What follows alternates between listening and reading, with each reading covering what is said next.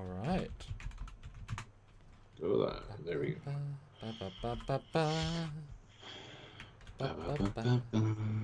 He's living now. Yes, we're live now. Hello, one and all in one. Stuart, did you get a haircut? I did. Nothing different. Stuart, did you get your eyebrows tweezed or something? All the above. I knew there was something different, and that makes sense. But I'm sure you're going to talk about it on a separate video. Yes. It doesn't involve being heavily zoomed in. I can zoom it out if you want. Oh, no, you can save that for a big old reveal, you know. Give them the full Monty later, you know. Oh, the camera's always like zoomed in. It is. So well, I look I've got alien hair. I was like, oh, goodness. Where did that come from? There we go. We'll leave it like that. There we go. Don't even know. Alright, so welcome back, guys. It's time for more Discovery. And I like that it's not on Monday. It feels better this way. Yeah. It feels more right. The world has a balance again of being on the day when it's sort of, not so relevant still, but just like, here we are, we're ready, we've done it, you know? Yes, sir. And yes, there was a new ship, Stuart. We'll say that off the bat, so tune in tomorrow for our in-depth first look, there is such a thing, at the brand new Discovery ship, which they didn't have to throw us, but they did. And so I know you guys are wondering what we think, and we have shots and comparisons and all that good jazz. Because of course we do. Of course we do. Let's see. We got some super chats already, which is great. Sergeant Montgomery, $5. Thank you.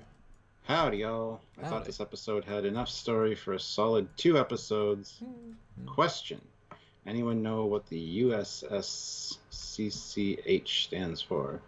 Cargo hold? CH? I don't know. That being on the bulkhead above them when they're fighting was odd. I don't know what that meant. Maybe cargo hold? Sure. It just seems silly. Could literally be anything though, let's be honest. Undetermined.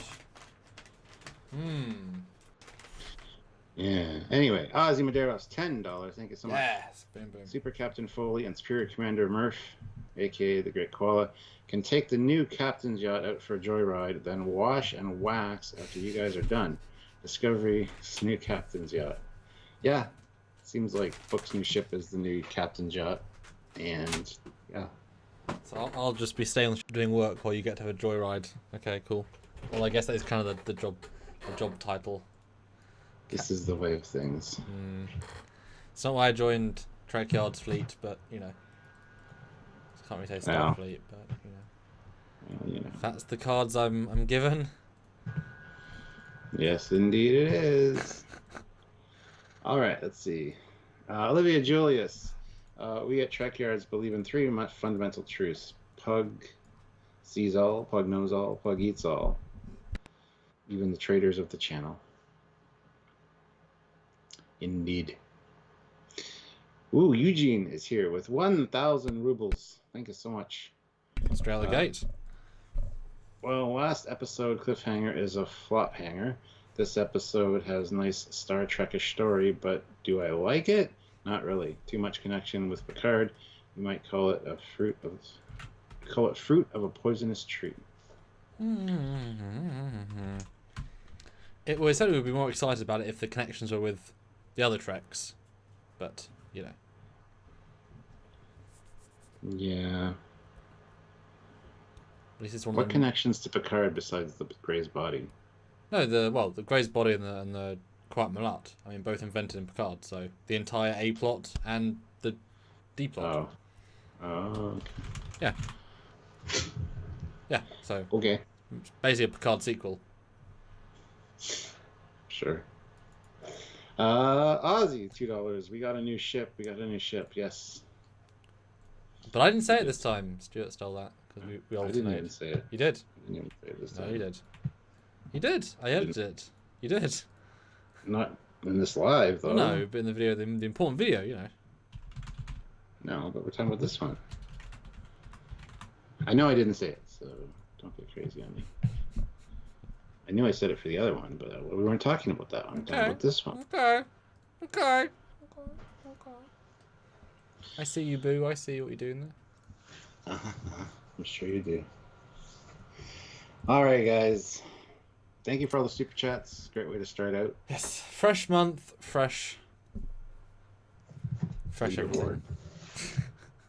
And also this month is, God, already December. It's frightening.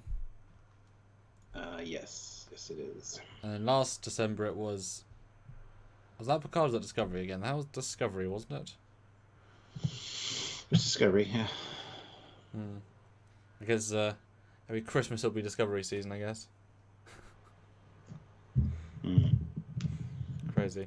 All right, well, I will see you in a minute. Go share, man. Yeah. Well, thank you guys for the super chats. If anybody else of you wants to super chat, we do read them all on the air, and we do pride ourselves on that. So if you want to have us say anything you want, you can do so by sending in a super chat. We really appreciate it. Plus, we love to get your opinions and thoughts on things. So if you're able to, please do so. In the meantime, you can hit that like button. I'd like to get up to 50 likes. We have 50 people here, which should be super easy, barely an inconvenience. So if you can hit that like button, I'd appreciate it. So would Samuel. We all would. Hit that like button, guys. Also, keep in mind that you can join the channel at the rank of Commander, Captain, Admiral, Fleet Admiral, or Federation President. Just hitting that join button is like a monthly subscription service way of helping us out, and it does make a big difference. So if you're able to do so, we would really appreciate that as well. Check that out. Otherwise, you can join Patreon/Trekyards. It's another monthly way. Or, like I said, super chats are a great way as well. Also, there is links down below for the TeePublic and the Teesprings store. TeePublic has a lot of great stuff. So if you want to check those out, get yourself some Trekyards merchandise. That, again, would be super cool. And we would really appreciate that. So please consider doing these things. And we will, thank you guys by continuing to make quality content. Or at least content. I hope it's quality. I think it's quality. Let's see. We got some more super chats coming in, which is great. I'll get to those when Samuel gets back. But in the meantime, guys, like I said, hit that like button, share these videos around. Just spread the Trekyards word with anybody you can. Anybody you think that is a fan of Star Trek. They might enjoy the environment and the community here, as we do pride ourselves on having a really great community, which is comprised of all you guys. So I am back down in the basement. There is I'm not in upstairs anymore, so that's great. Yay. And there'll be different things on these shelves. I'll rotate them in and out, so it's cool. And how much did you design this set with a set in mind versus just a room you existed, do you think? Oh, you have no idea, Samuel. I don't. It's as if you're not telling me stuff on purpose, like I do with you occasionally, so it reveals at the end. Do you see why that's a good idea sometimes? No, I don't. Oh, okay. Lies. Lies. I'll send you something that so you kind of know what we're dealing with here. See, I get the teasers, / you can all see it through his lens. I mean, you can, but... Although, wow, small on their screen. Yeah, you're quite big on my screen, but it's like small. Dear me. But yes, we hit... And I did my live first reaction down here last night with a different camera angle, pointing this way. So might have been teased by it already. I also want to put a poll straight away. I'm interested. We can do this like once more after this, but I'm going to post it. Which is your favourite episode so far? 1, 2, or 3? I'm going to do it next week, and then I can't do it anymore. Yes. Well, you can do up to 4. That's what I mean. I can do it. Oh, you said next week. Yes, you did. Never mind. I'm an idiot. That's okay. You were focused on other things. Let's see. We got Captain Chili Bina, who threw in $5, so thank you. Yeah. Enjoyed this one. Very Star Trek plots. A bit more episodic. Gray's acting is a little annoying, but otherwise a solid episode. One of Disco's best, in my opinion. I agree with this. All this. Even the Gray's acting thing. So. And guys, vote in our poll. I just asked the question, which was the best episode, 1, 2, or 3? If you want to know. Area 51 has joined the channel at the rank of Captain. Welcome, Captain. Welcome. You, sir. Thank you, Area 51. That's a real promotion there that does mean all the difference. As you know, or you wouldn't do it. Thank you. And Richard Kennedy, member for 22 months at the rank of commander. Such a long time we've been doing this. I know. See, when that gets to like 70 months, we'll be like, fucking hell! Yeah. Oh!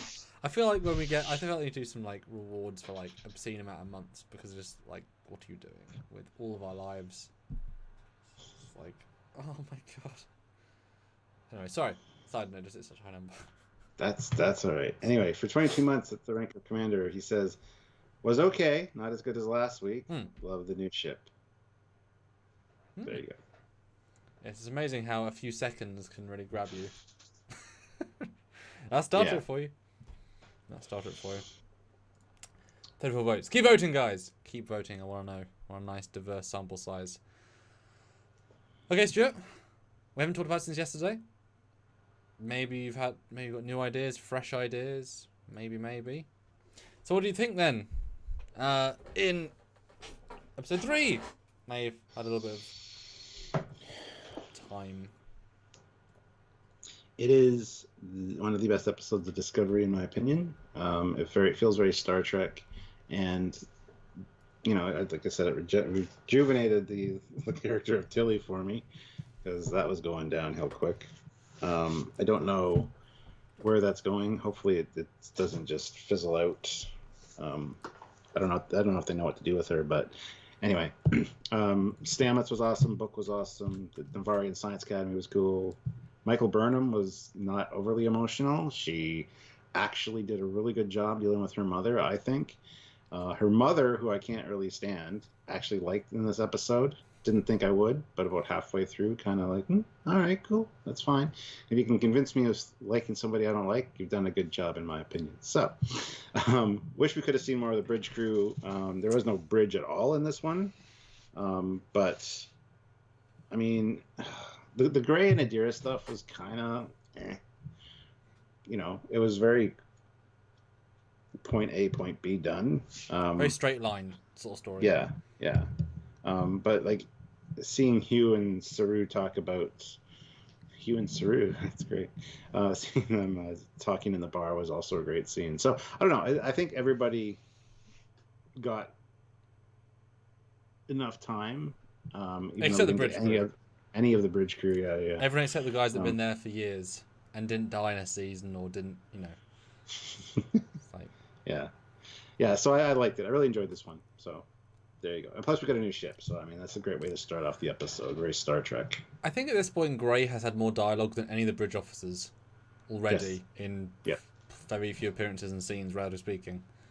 For sure. For somebody that's invisible. The bridge crew's more invisible than actually he is, so well, shows a priority of like anyway. Okay, cool. So I just rewatched it again, as I always do. I'm pretty medium on this one. I think it's definitely a good episode, and I think they're still learning how to do ensemble piece, because they never did ensemble pieces before. So the fact that you get a pretty clear, book and Stamets subplot is clear, and it's separate, and it feels like a distinct plot. You get Michael and her family subplot, great, and you get the Gray and Adira subplot, and then you get the subplot of Tilly, and then you get the subplot of Colby, the subplot of, so it's very broad. Nothing gets a ton of depth, but there's definitely a ranking order of like how much time they get, and it feels about appropriate. But as I said in another review, it's missing the secret sauce. It's missing some punchy moments of reveals, or like I think the Quajon moment is probably its strongest punchy moment. Because you really feel Book's acting, you really feel the scene, you really feel it at the end. Like that's as close as you get to like punchy. The Adira stuff is okay punchy, but it's not like there's no twist there. It's just they're fine, and it's good, and it's so it just needed a bit more punchy something or other in it to kind of raise it above. It's like it's a strong medium, but it couldn't raise itself above. Missing secret sauce, but it doesn't do much bad, which is fantastic. The pacing's pretty good, unlike last week. I really like the Stamets scene with Michael on the with the different, hollow algorithm equations. That I thought was a really good little scene. The mum stuff was good, although she's a pretty simple character. but once you kind of accept that way of life like a nun, I mean, nuns are only going to act in so many ways. That's their training. So she's not very interesting by the very definition, but neither was the Vulcan science guy. He's a Vulcan science man. There's not much you can do with that, but they still did it well, but there's not much they can do beyond the bonds. The president lady, both presidents were great. I thought they both did really good as always. Vance should be a little bit more, but he did a good thing at the end. And yeah, Michael Burnham, super balanced. And I said in our review, very refreshing. Doesn't have that star power that she once had because she isn't being played as Space Jesus, but still has enough of a commanding vibe to carry the scene she's in. It's an interesting change. It's better for the whole because, like I said, there's now a crew feel because they've had to detract her part of this episode by a lot, but lets everyone else suddenly get scenes and moments which you want and you need. So yeah, it's an interesting mixed bag of they haven't got the ensemble feel quite right yet because they're new to it, So give them time. Certainly better than it could be. So it's fair to say we both liked it. Oh yeah. Just I liked it more. I liked it more than you did. So yeah. Well, because I mean, I'm not, the Tilly stuff doesn't faze me at all really. So if that was your favourite stuff, then obviously for me that doesn't add any extra points. But I think the thing that really does raise the episode is that the twist is that it's an alien ship moon. That sci-fi concept brought it all the way up, and the Quajon thing was nice, but needed a bit more, a bit more secret sauce, which is hard to do, especially if you're like chugging the story forward. Like everything's been pushed forward slightly, but nothing majorly, and so obviously you can't have big reveals. Whereas last season, every episode was, this is the one with Vulcan, this is the one with Trill, this is the one with the Starfleet Command. Everything had a big punch. These three, there's no big punches except the first one. Yeah. And it's just a different way of doing it. So yeah, it's interesting. Matt Boardman throws in $5 and says, I think Saru is hands down my favorite Discovery character. Between the writing and Doug Jones's acting, he's the most Trek and grounded character to me. He's very much like the mentor, big brother, counselor, bartender. Yep. Well, I mean, hey, character. He's playing the Whoopi Goldberg role now, honestly. Yeah. Actually, in terms of vibe, that's sort of a slightly ethereal. He's older than you, even though he really isn't, but by much. He's a hyper retcon from how he was in previous seasons. If you go back and watch, he's not acting anything the same. But Doug is just so fantastic in the makeup and in the vibe. But he's very different to how he was previously. But yeah, just the Whoopi Goldberg character now. Cool. Yes. Yeah. Yeah. You just can't use them that much anymore because there isn't that many windows to use that sort of character anymore. Which is fine. Don't overuse them. Don't force them in. So, yeah. Cool. Yeah. Well, let's get this show on the road. Do you want to read the poll results while I load this up properly? Poll results. Episode 1. What is our favorite episode so far? Episode 1, 30%. Episode 2, 20%. Episode 3, 51%. I mean, that's a statement. How many people voted yet so far? 49. Okay. Keep voting, guys. That's pretty interesting. Captain Chilibina, $5. So thank you so much. Thank you. Going into this season, I didn't know how I'd feel about Michael as captain, but 3 episodes in, and I'm pretty impressed by her much improved character. Yes. She kind of let me down in episode 1 with kind of being hot-headed and going out to do it by herself, justifying it with her being most qualified and kind of defying the president.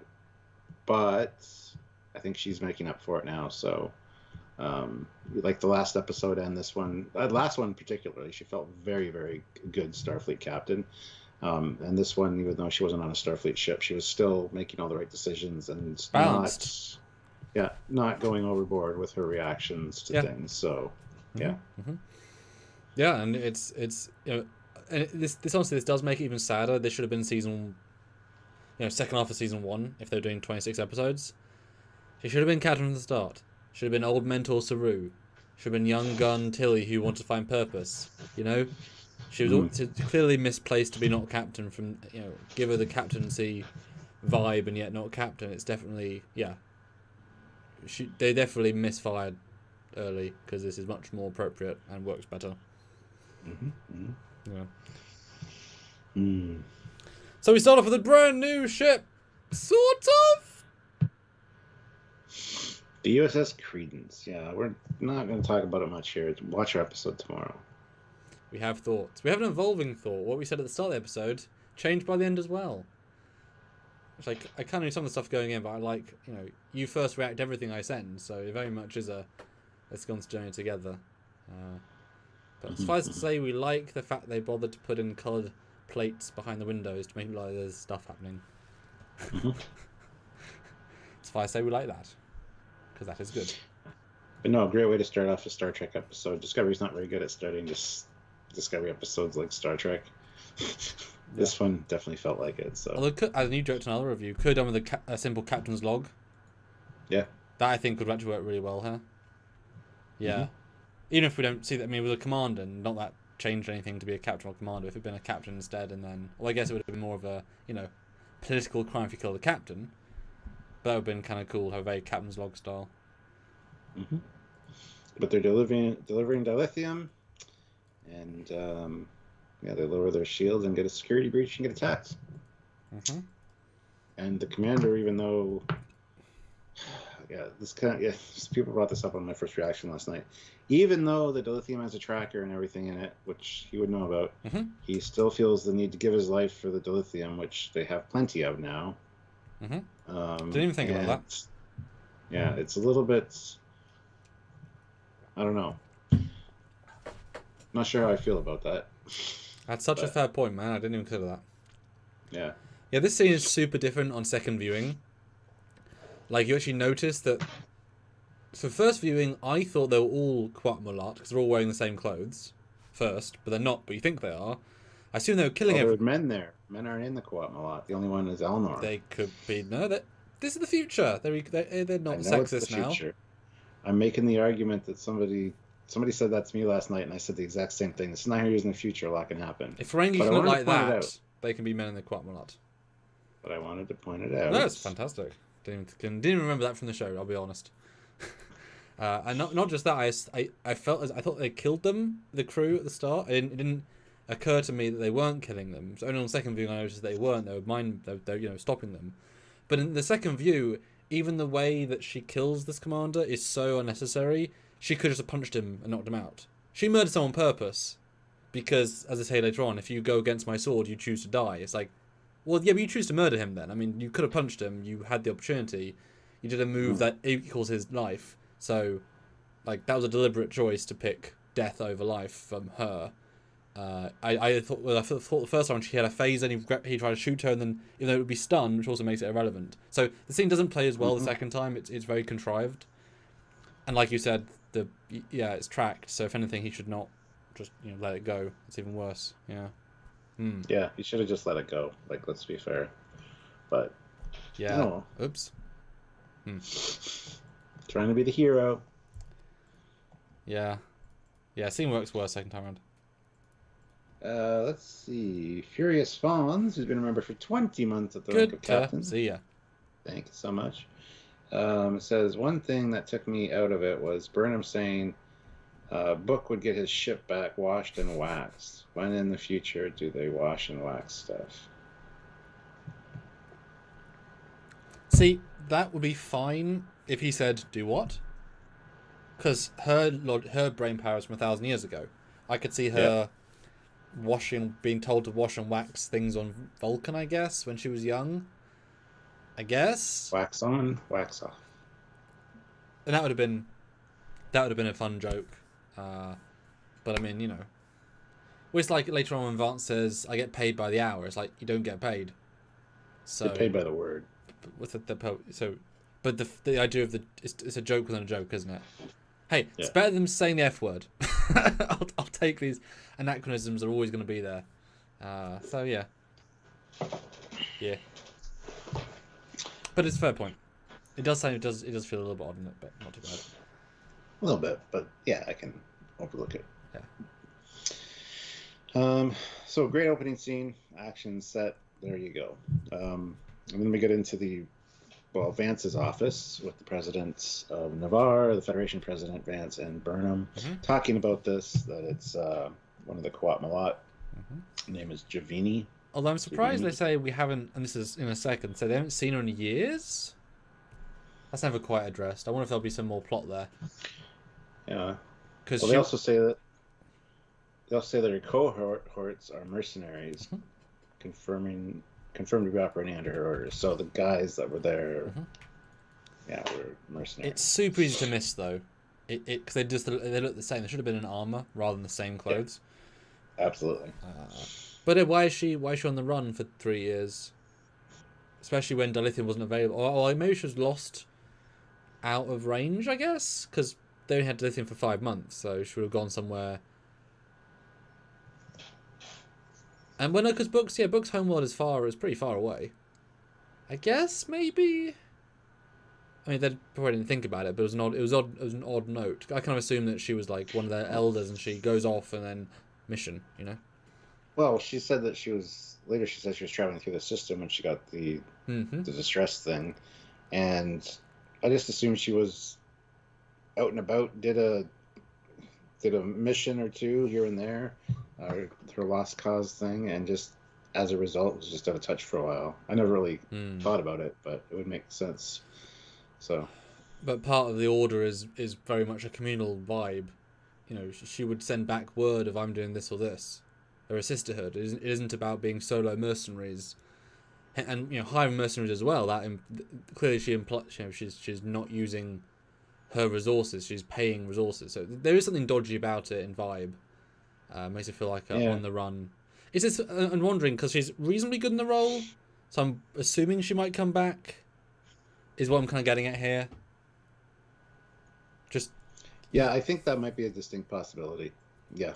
Yeah, it's just because they put a lot of specific, this is a good framing, and they put a lot of context into her, and being the lady that brought the mum back to health and clear an elder, and just the vibe I got. But it's a good meeting, it's a good briefing, and Burnham is pretty damn silent. She listens like a captain, says yes sir, and very respectful. And everyone has a piece, and when her mum comes down, she's all polite, and it's a grand old game of politics, and everyone plays it well. Yeah. Yeah. It's very unlike Burnham. Yeah. Yeah, absolutely, yeah. And that's what I like, though. Like, good. That's exactly how it should be. And then we get the whole, we're going to work cooperatively on this, basically as allies with Navarre, considering that they're, soon to be in the United Federation of Planets. Or soon to be in the Federation, under the flag of the Federation, they say. Joint mission is acceptable to everybody, and I think it's fine. I think it's a great way to get Navarre kind of back in. So, I can understand Vance's and the Federation president's take on it. Like, you got to kind of respect their traditions and stuff as a result of this, and it's fine. Well, I mean, in a small way, small W, even though the Vulcan president doesn't handle it that way, but it does feel like Vulcan's got the Starfleet's balls in a vice. Like, we are this close to joining the Federation, you will give us whatever we want in this moment. It's not played that way, but that's the grander political, like, okay, we need to just play ball here, because once they rejoin, everyone who hears that says, when Navarre left, the founding other member, that symbolized the end of the end of the Republic from Palpatine, and when you join it back again, it symbolizes the start of something new. So it's a case of, unfortunately, these ends are justifying these means, and they're all very political about it, and I can't blame them. It makes all the sense, because if you don't want to piss off Navarre at this point, you're this close. Yeah, well, it starts out with the mom saying that it's the Quat Malat matters, so you just hand over her coordinates, we'll take care of it. So I think only the Quat Malat will be able to bring her in alive. And then it kind of leads into the conversation about the pending union between the two, Navarre and the Federation. So, and also, it was also mentioned earlier in this discussion that the Federation president said that the Navarre Science Academy will be helping Stamets with his equations and stuff. Yep. So we owe them already. Yeah. But it's definitely, again, this is a second viewing sort of thing, because you're really learning as you go.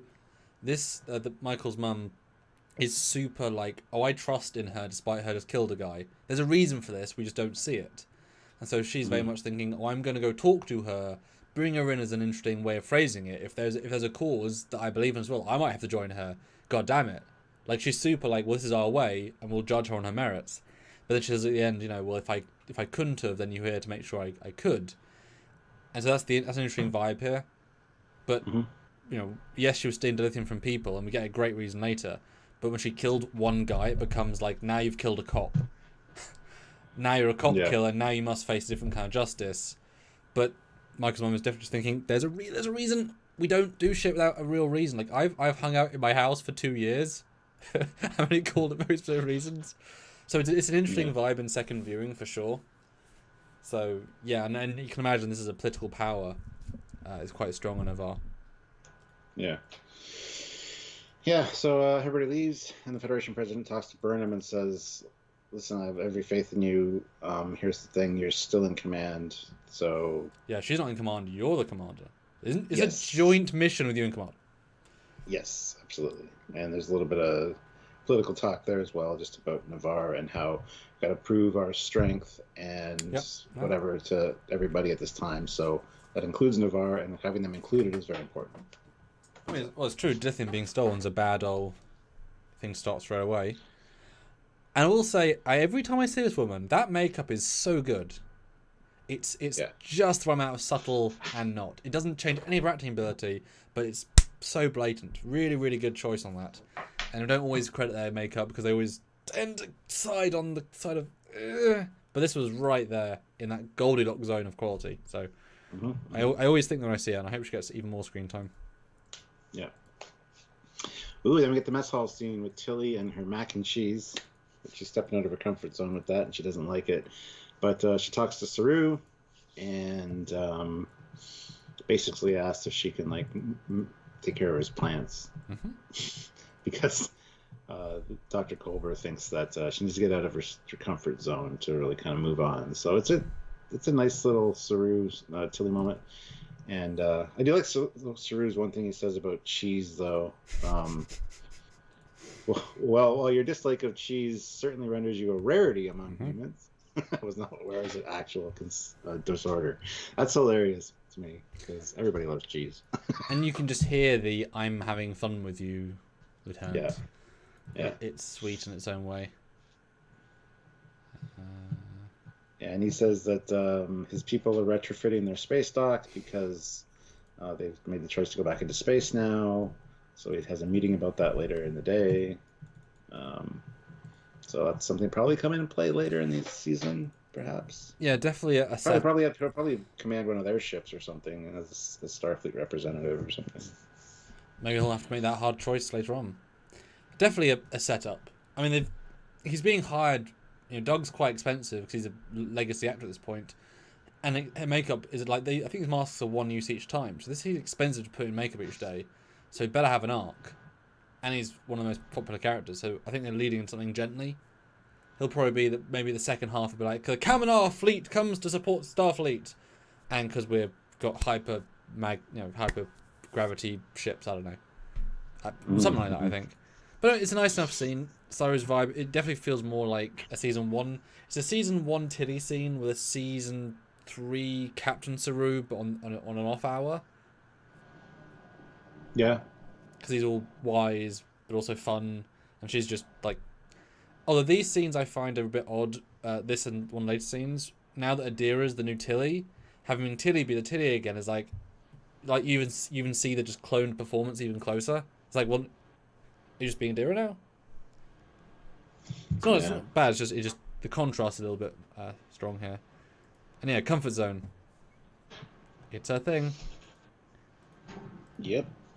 Then we get. I like this scene. Yeah, the bookend. Starts out with bookend Michael and talking about he's basically there doing a tachyon treasure hunt for Stamets, but it keeps him close to the action. She asked to borrow his ship for this mission, and he's like, "Oh yeah, you love a guy up," and then leave with his ship. Kind of love that. And then we find out it's, according to Stamets' theory, it's a primordial wormhole. So the tachyons that book is looking for are temporal, or whatever tachyons. Yeah, time particles. Yeah, and So she goes and talks to Stamets, and he says 4 out of the 5 things point them to it being this primordial wormhole, but he's nicknamed it the DMA, the dark matter anomaly. So, which I'm okay with, although it sounds like DNA every time they say it, so it's not a very clear name. Yeah. You know. Yeah. But yeah, so he's going to go talk to the Navarre Science Academy about it. He sends the raw data, and then Book comes over and says, "Hey, I'd like to join you." And he's like, "Oh man, you wouldn't want to, like, it'll be boring." And Book kind of presses, and then he's like, "No, I'm going to have to tell them in detail exactly what happened to your planet, essentially, kind of clinically." And he's like, "Yeah, I can handle it. It's fine." So, there you go. The growing relationship between Stamets and Book. I like it so far. So, yeah. And guys, put in your super chat thoughts. Put in general thoughts. We definitely want to hear back from you. And Ross has just literally finished watching the episode right now. Just wanna. But no, this is. I like this scene. This speaks to that Stamets has been the science officer the entire time, because it doesn't make really any sense that Stamets is the one doing this. He's not chief science. He's not chief engineer. Why is he the focus here? Because Bone comes down as if this is the center of all of it. It's like, why talk to this chief? Like, this is not contextually a logical setup unless you ignore the roles of the ship. And this is just the set they have that happens to be not engineering, which is annoying. We have to keep doing that, but they've taught themselves into this position. But when he's given these sorts of non-spore based lines, he does a really good job here. I like he's not arrogant really. He's interesting. He's it's a much better balanced character than he's been for just this season. Generally, he's doing well. And hey, imagine if this scene came with all the baggage of you threw him out of an airlock last year. We might be complaining that just unnecessary tension. No, nothing. They're absolutely fine. They're golden. They're friends. They're good. Yeah. Much easier. That's just fine. Good stuff. I remember leaving season 3, respecting what season 4 going. I wonder if that's going to play a role for the first few episodes. Yeah. Nope. No. And I really like Book being here and just like I said, the center of something, even if he's not, because he's lived in this future. He knows in theory more stuff than Stamets about certain things because he's lived them. Stamets is just learning everything from fresh. So it's a fun little metric. And Burnham's super captainty, balanced. Let's talk about it. Although I would have been nice to have seen, I know I'm skipping a little bit ahead, but again, having rewatched this, it would have been nice to have seen Discovery's arrival at Navarre. I assume sporing in, because she mind melds the Book for real, so there aren't holograms, they aren't communicating. But they're just kind of there. It's a small thing, but it would have been nice to have a space shot of them going to Vulcan. Otherwise, they're just at Vulcan, and it feels like he's a just comming like Z is, but he's not. Both of them are. Small note, but would have been nice to have a little bit of transition space shot, because they're totally lacking space shots this episode. It's like 3. Except for a new ship at the beginning, which was great. Like 4, yeah. Like 5 or 6. But I like this. And boy, Stamets' acting, or Anthony's of nothing their screens, on point. Yeah. And it's great. Wormhole, 4 out of 5, but science is very much that 5 out of 5 is needed. So yet again, it ain't what I think it is. But I like the almost confidence. No, it's good. I like it. Next scene is the sick bay and Gray's body being constructed, and they're waiting for Guardian Z to arrive. And if I was Gray, I would be in a damn hurry to get in my body, because every time Gray tells Adira to say something, they always fuck it up. Guardian Z arrives, and Gray says, "Tell him that I'm honored by his presence, and I couldn't be more grateful for his help." The translation that Adira gives him is, "He's really grateful you're here." What about the really honored that he's there part? That could be a really important part when dealing with one of these Trill Guardians. I'm honored by your presence. You're supposed to say that kind of thing. It might be a ritual thing. Who knows? Adira does a shit job of translating what Gray's saying to everybody. Don't know if you've noticed that. It's like those translations that are like 25 seconds long of dialogue. It turns into, I'm here. That's the translation. It's like, what did I miss in that? Anyway. Yeah, I mean that's a bit of a trope, and it's always the trouble of just saying the same line literally twice. But it would have been nice if I had a good same dialogue. But if you're telling me to say something to somebody, I'm going to say what you said to them. Meaningful and important moment. Yes. Do that speech. Like, I'm truly honored that he's here. Like, this could be part of the tradition to say that you're honored that they're there or whatever. And it's like, no. Well, it's that joke in films where there's like a French character who, or an Arab or a German who speaks for a long time, and the translator's like, they agree, and it's like, no, that's not what he said. Yep. He said 44 words. It always bugs me so much when you see the translation, like with subtitles, you know what they're saying, and then the person that's translating it, like, abbreviates the shit out of it. It's like, no. Anyway. I thought it was fine. It was fine. I mean, it's fine. I mean, these scenes are, like, my only annoyance with these scenes is that it's so easy and pushes beyond the storyline that was set up in season. Well, at least starting to be set up in last season. They obviously just felt we don't want to have our current paradigm. We want to move past it as quick as possible, and then give these two characters their own stories and do something else with them. It might lead to the grander story. I mean, they in theory should lead to the grander story, because otherwise these characters are just here because they're here. I mean, no one else is here because they're here. They all have personal connections. Every time we cut to these characters, they are just to the side. It feels very cutaway-y. So I'm assuming they're going to lead to something important in the storyline. I kind of don't think so, really. But they're fine scenes. I mean, they're fine. You know, nice. I like Z though. I like his calm acting and looking at an entity he can't see, and giving a very serious speech looking at a bulkhead. If you think about the scene, the context is just the reverence to the moment of, like, you might die, and this is I mean, yes, you were only a Trill for like a week according to our record, so we care about the symbionts more. So you are just a host remnant. No offense, but we value you as a previous Tal. But like, you won't regain them. You won't keep memories of Tal. You're not a Tal anymore, so you are just becoming back to being a Trill. So in the grand scheme, you aren't important in this grand scheme except as an experiment. So I like the balance here of we value you as a person, but you're not this grand thing anymore, unlike Adira Tal. So it is just there's interconnectivity there that is interesting. Yeah, it also goes on to say that he's not sure without a mind that the incorporation will work into this body, because it won't be able to guide. And anyway. And then there's another translation problem, because Gray says, tell him that I'm lost without this. I've been living in an in-between place for far too long already. I have to try. Yeah, that's a big one. The translation is, he understands the risks. Yeah, that was He's good to go. Yeah, that one wasn't good.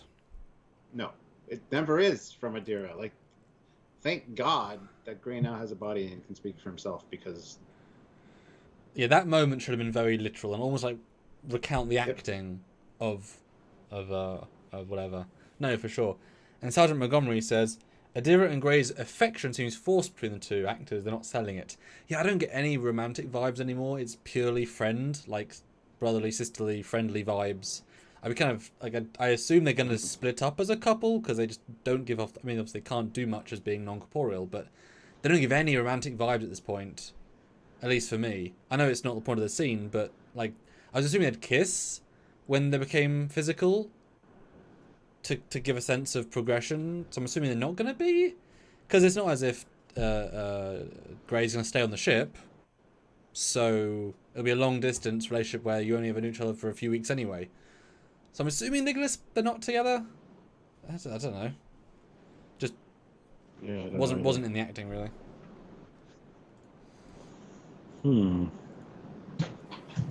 Yeah, now you said that, I see what you mean. I really haven't thought about it. Yeah. Just friends. Just friends. Well, then we get the scene with Saru and Burnham where she's like, maybe I should bring a tactical officer.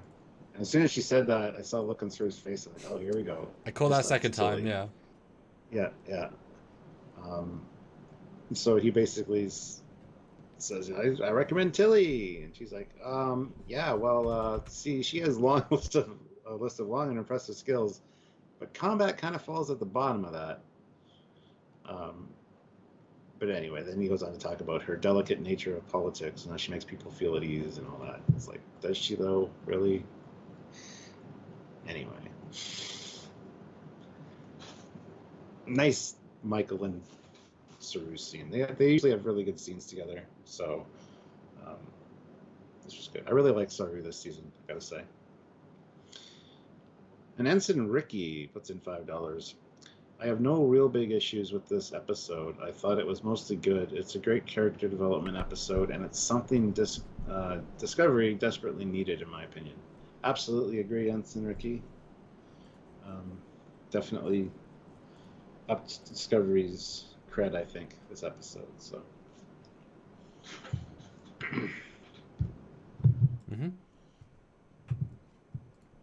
Any thoughts on the Michael and Saru scene? No. It's a scene. I mean, there's nothing. The only thing is, as I said to you previously, it threw me for a loop. The logical choice is your tactical officer, either Bryce or whoever is the tactical officer. Those two makes more sense in the context. Yes, I get the argument of, well, we could do with another scientist on the team, but putting Tilly in, who's proven to be the least capable tactical officer ever, and I really loved Michael's way of saying, yeah, it's the bottom of her skill set. Wonderfully diplomatic, beautifully said, really, really good line. But like, you're now endangering the mission by bringing her. Like, you're putting yourself in danger, and she knows that. She's now more at harm by bringing her. She's actually a liability, unless it's a science situation. But Burnham is more science capable than Tilly because she's Michael Burnham. So it doesn't feel organic to me to bring Tilly. It should have been one of the other two bridge crews. That would have been a lovely way of having them involved. If I had Tilly with the Adira storyline, would have made more sense, probably. That's out of the comfort zone. Reanimating a previously dead Trill, that's unusual. And that would have been a perfect opportunity to give one of the bridge officers an episode. Because this episode felt like we have the Golden Four and the new two. We're going to ignore all the other people that have been here since day one. Even Detmer, who was literally in there since episode 1 as the helms of the Shinjo and got hurt for it.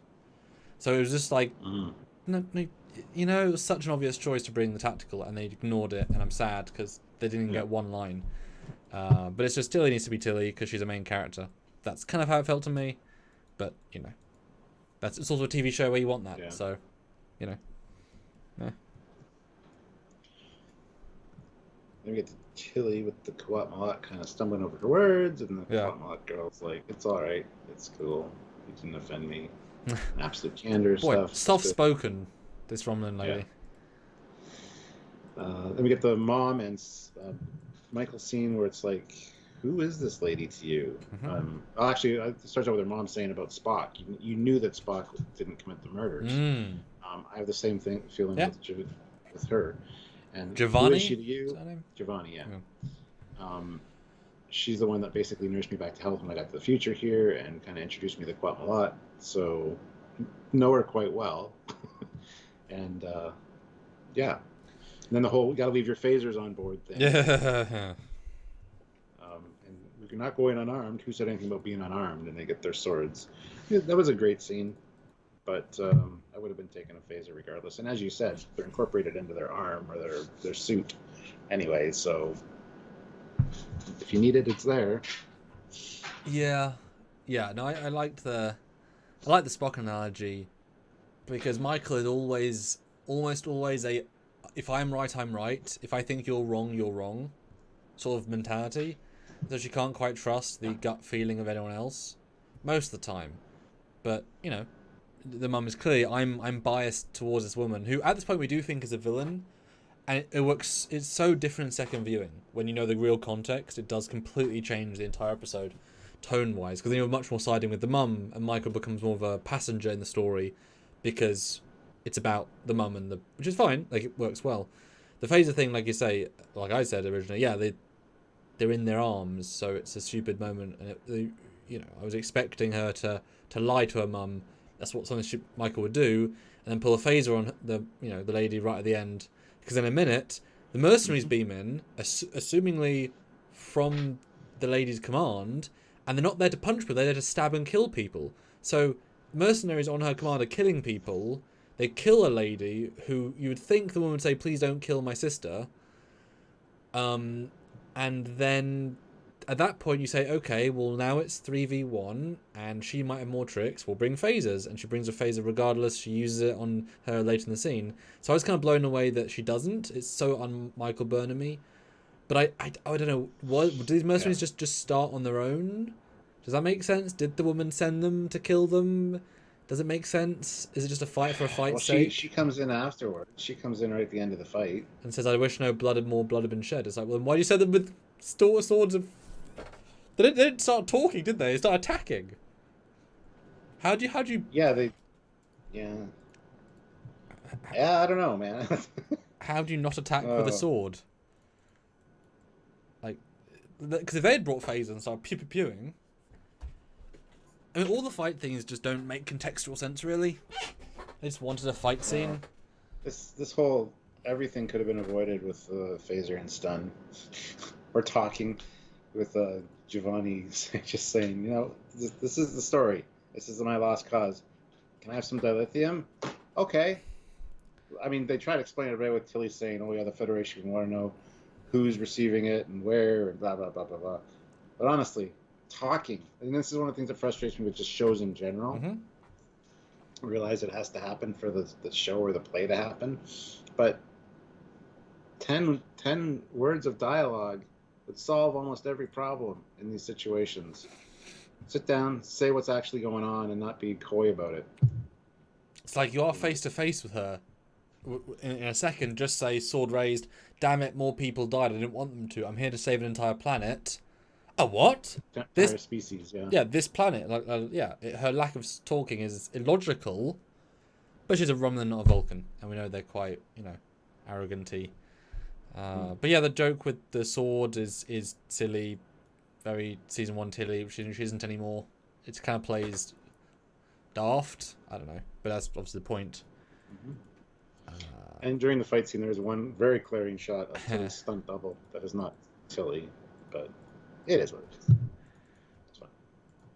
And I appreciate what you'd said, because I didn't catch it. Again, retrospect. You assume they're Jatvash, even though they said mercenary. You don't quite, Quite a lot. Thank you. Too many... Jatvash, Jesus Christ. I mean, they could be Jatvash as well. Let's be fair. Surprised they didn't show up here. Yeah, they will at some point. But the mum just murders all 3 of the assassins instantly in basically one move, kind of making them redundant a bit. And I thought, wow, she'd murdered 3 of her sisters instantly, because you can't tell they're men really, like they're, they move quite fast, whatever. But they're not. They're just assassin people. But then, if you had phasers, you can't stun with a sword. And the ladies are both standing there. You've got the phasers just. It's dumb. Yep. It doesn't make a lot of sense. It's very dumb. Charles Thigh puts in $5, thank you. COVID impacted the filming and writing of the episodes, and I like it. This show is better when you mix and match the characters and give them all something. Yeah. I don't know if the COVID thing actually forced that. They were probably they got better at writing. They really did. Well, they've had every scene's been not 2 meters apart, so it's not as if COVID stopped the scenes they were planning. Let's be honest. People still hugged and whatever. They haven't changed too much of. I mean, they haven't written it. Because you can't write it as if these restrictions are in place, because that will date it horribly. Like you just got to shoot it like normal and just don't do as big scenes. But sword fight needs to be a sword fight. And yeah, certainly give them something. It's just the characters aren't as strong as they could be, and the A-plot's better here, which helps carry it more than the first episode, or whichever one I said was more ensemble piece. It just didn't quite have that secret sauce, but better in general. Yes, and yes, no, why there are transporter inhibitors. It's a very fair point, especially after you're going after a lady who's so transporter primed. Why don't you have transporter inhibitors? We had them a long time ago. Yeah. Next scene is in sickbay again. Gray or Adira can't feel Gray anymore, and Hugh's basically like, "There's no sense sticking around here. Let's go for a walk." will get alerted by the monitors and stuff if anything happens. So just get your mind off of things.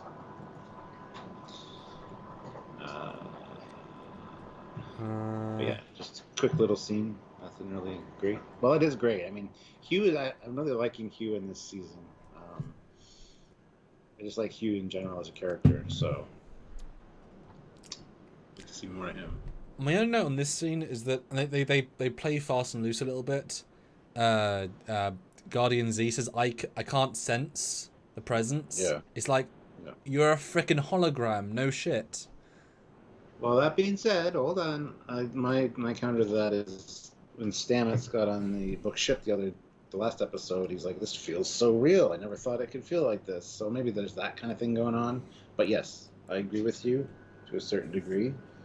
But yes, I also consider that. But this is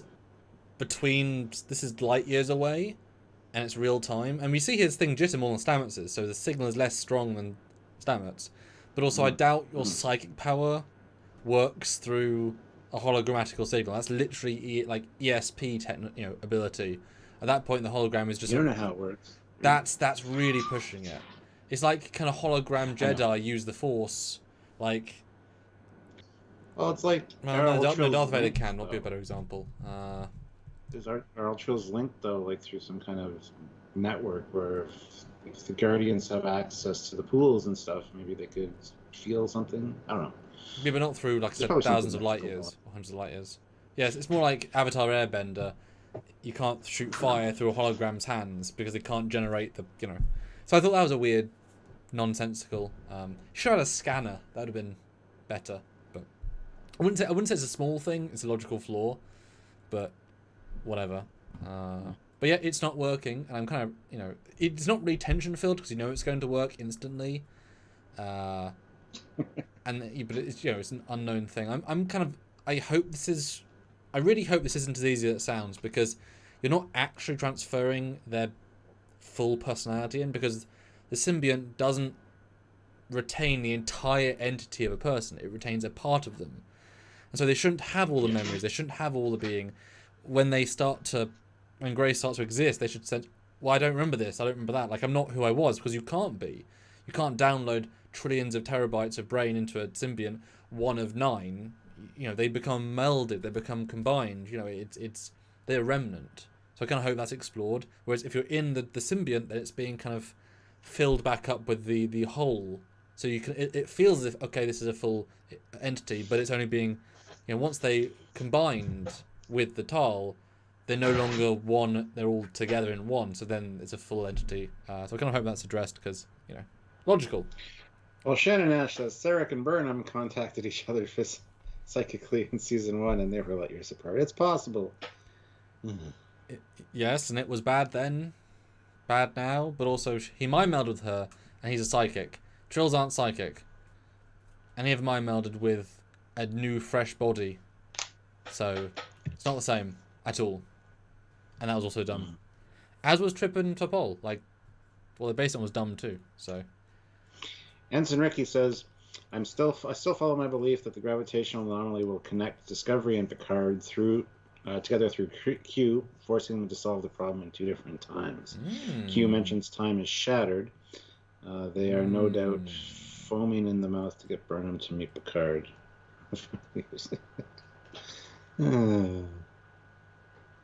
And I wouldn't put it past them, honestly.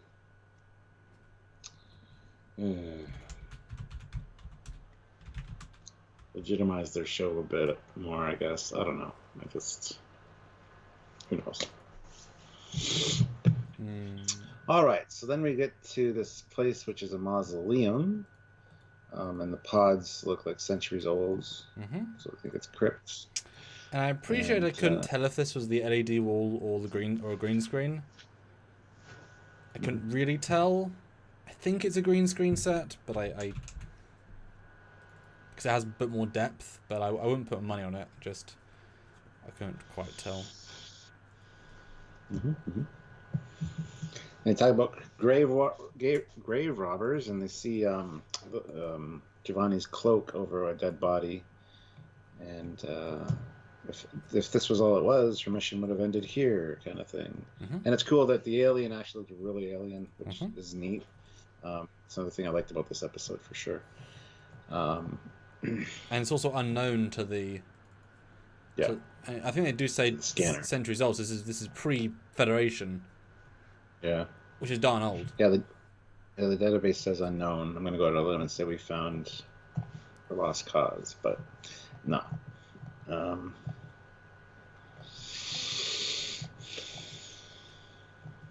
And then they get the conversation between Michael and her mom that reasons matter.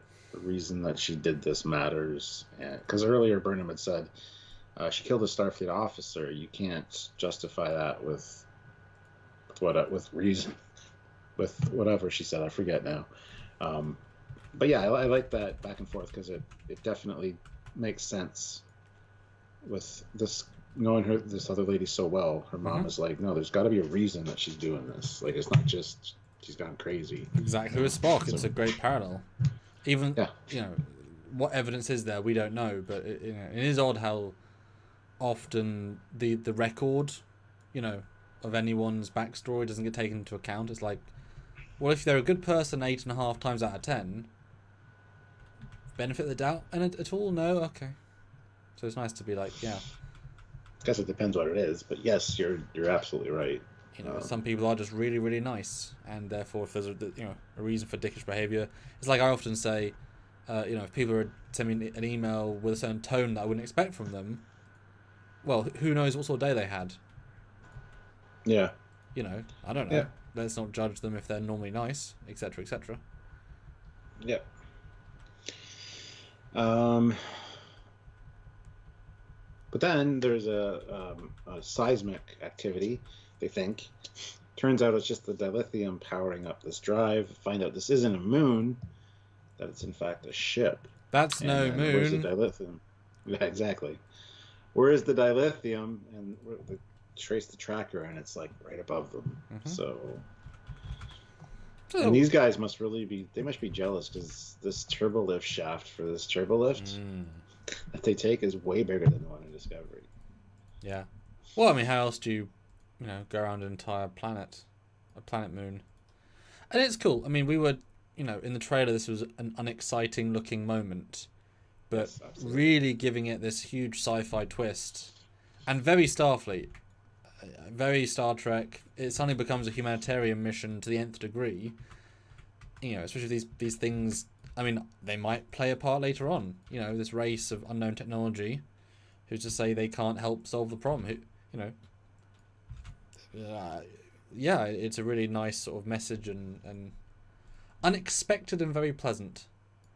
And everyone reacts quite well here. And also, it instantly says, well, the stakes here are so high, this lady might have had a reason. And yeah, absolutely. Especially when they go up.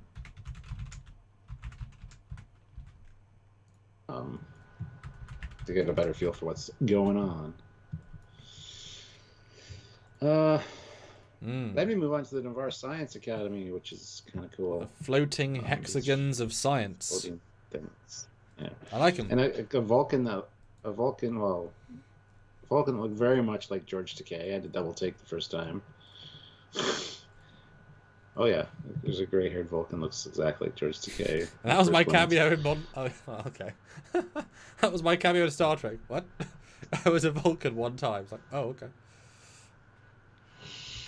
Now, this I do know is the LED wall. I think they did a great job. Yeah. On this one. Well, he talks to them about his calculations and things, and they kind of start going to meditation. He's like, do you have a schedule for the day? Science first, nap later. I spored all the way here. It took me 3.3 seconds. Come on, guys. Yeah. But yeah, she explains that the scientists work in a deep meditative state because it sharpens their focus and concentration. So he's like, I'll just go wait over here then. Which I found a slightly odd concept because how you're not discussing then, are you? Because Vulcans aren't actually fully telepathic. So yes, you've got 6 Vulcans now thinking independently without combining information. Where's the logic in that? It seems very closed off and the reason he's here is to talk and to dissect, but it's just 6 people, 5 of which don't say anything, and then one person says we don't know. Well, what did he think? What did she think? No? Oh, okay. So bit weird contextually. I don't know why it was played this way. Should have been like with scanners or using and saying, oh, they need focus or I don't know. I don't know. It doesn't make quite sense, but looks nice. Give him that. Yeah. And the president being there, doing it personally, leading from the front. Yeah, and offering Book a Red Spice, which I thought was going to be a Red Bull for a second, to calm him down. It's good for emotional distress. He's like, is that obvious? And she's like, well, it's to be expected. Your body language kind of says it all. So. Body language? Women can't sense emotion. Oh, common misconception. And because he's not from this part of the quadrant, it makes sense. He would hear of Vulcans, but he presently met a Vulcan, or maybe 1 or 2 in his life, but he's not, doesn't know much about them. I'm sure they're in everyone's historical databases, but yeah, these Vulcans aren't widespread. Yeah, and she mentioned something about finding peace or whatever, and he's like, oh, can you give me some tips on that? And she's like, it wouldn't help you in your case. Yeah. And I love his response. He's like, a drowning man only needs 1 breath. Just a moment of peace would be awesome right now, is what he's saying. Yeah. And I thought these were really well done with her and him. But she points out that he's Kwejian, so he's kind of led by his emotions. Mm-hmm. They're like essential to him, as essential as air and blood. And then that he shouldn't feel guilty though. He needs freedom from his guilt, and she can see that. So yeah, they're very underplayed. I mean, a Vulcan is that kind of is part of the game, but Book again, the actor's really nicely played, really well balanced. You can tell he's here for the science. He's here to try and help. Didn't bring that angstiness that he could have. Oh no, my planet got blown up. No, could have done that, but it was more of a sort of a focus of here to fix it, here to help. Mm-hmm. No, it was good. It was I mean, every episode this president impresses. So, well done her. Kicks some butt. Mm-hmm. It's good scenes. I like seeing them. But we're back at the mausoleum warp drive moon planet thing.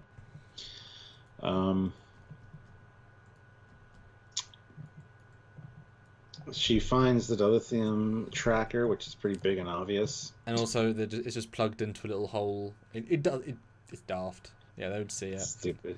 Someone had to put it in there, and this is a very Discovery little moment. It is, but this is 9 years in the future.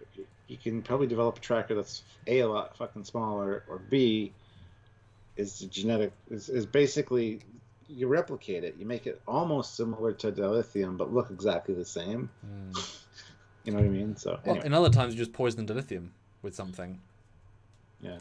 And also, I didn't like the fact that I'm assuming that they had to, steal like multiple ships worth. So this is only one part of it. But you shouldn't just pull out dilithium from an active warp core reaction if matter-antimatter are phasing through it. That seems like a death risk. It looks like there was lots of slots though, so I assume that I don't know. It was unclear, but she shouldn't have just taken it out like that. Kind of makes it feel a bit like, it's just this cubby hole of dilithium. It's like that's powering the whole. Well, it's the reactioning the whole thing. Yeah. Let me see the carvings on the wall about a supernova and the moon leaving. Yeah, what were the like the gargoyle things? They focus on something. I'm like, what is this? The first thing, those 4 things on the wall, because they. Oh yeah, those are just different pictographs, but it looks a bit. So can I assume they were ships? Like each one was a ship, like an arc. An arc ship. But then they just cut to the next thing. It's like, well, it's not the same thing. What are we looking at here? I guess they're on it, but I don't know. It's a weird, quick cutty sort of little moment. But she says in dialogues it's fine. She works it out with science, and that's the lost cause. Okay. But that's no mausoleum. This is cryostasis. This was like saving their species. So. And the grave robbers were there. We find this out as well that there's high concentrations of lithium, in their bio makeup essentially. That's why the grave robbers were there. So, meh. Until he shuts down the warp core. It's not very hard. And now she's got to stay there as bait. Yes. Which is also out of her comfort zone. So, perfect. Yes. Well, she's been bait a couple of times, but... Then you get hard cut to Miles O'Brien. I mean... Quarks. And in fact, I haven't stopped and looked at this. That is a very intricate... I assume it's all one big special effect, but that's a pretty elaborate thingy. Wow. The hell is going on there? It's cool. I don't know, but it's cool. Yeah, it's a cool dartboard. But yeah, welcome to Costellar Quark 2.0, because there is actually a Ferengi bartender, which you see... here's the frame you see him in. So yeah. The new bar. Oh, and... No, hold the presses. A bridge officer is official in this episode. Detmer's in the background. So you did get... So she should be on IMDb as extra. And if you look at that Ferengi, if you zoom in, he doesn't have the pointy ears like the one in Starfleet headquarters did. He's got the rounded ears like a Ferengi should. So I still maintain that Ferengi in Starfleet headquarters is part Riemann or something. Oh yeah. Oh. Those are a great.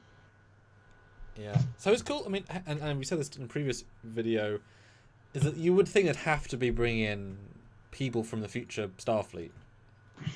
And this is just confirmation. There are no Ferengis in Starfleet in their era, or the Morn creature, which we also see, Morn's race. So clearly, yes, they've now got some other crew.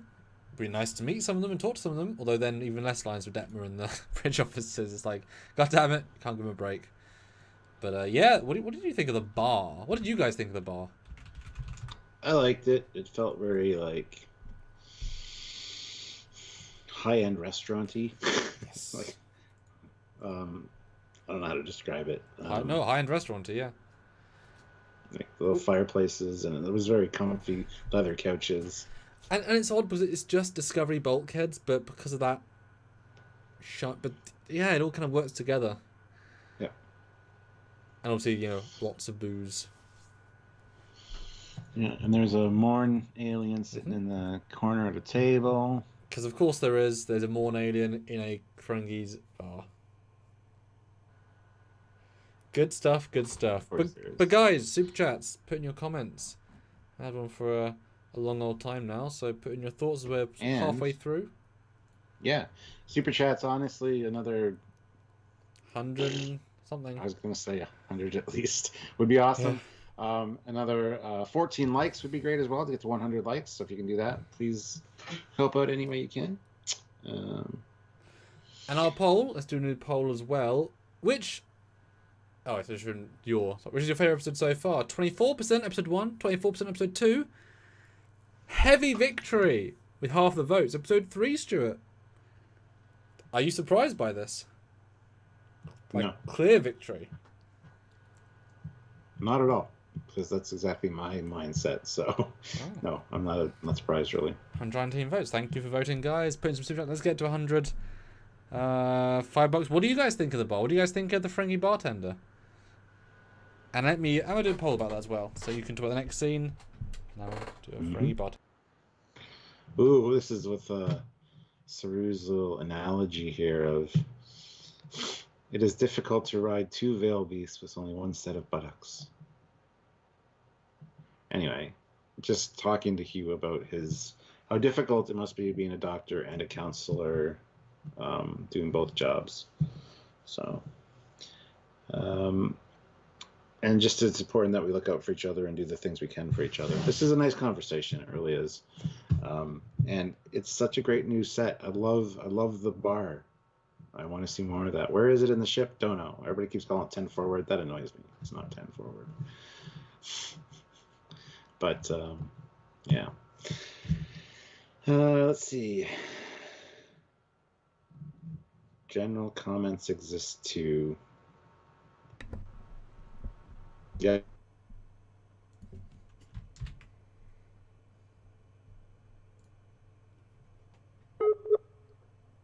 Stuart's face. Yes, Russell Nack, he was. 700 years ago. Long old time since then.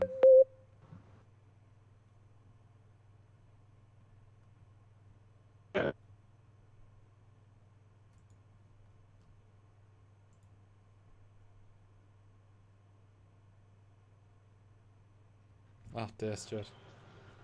Oh dear.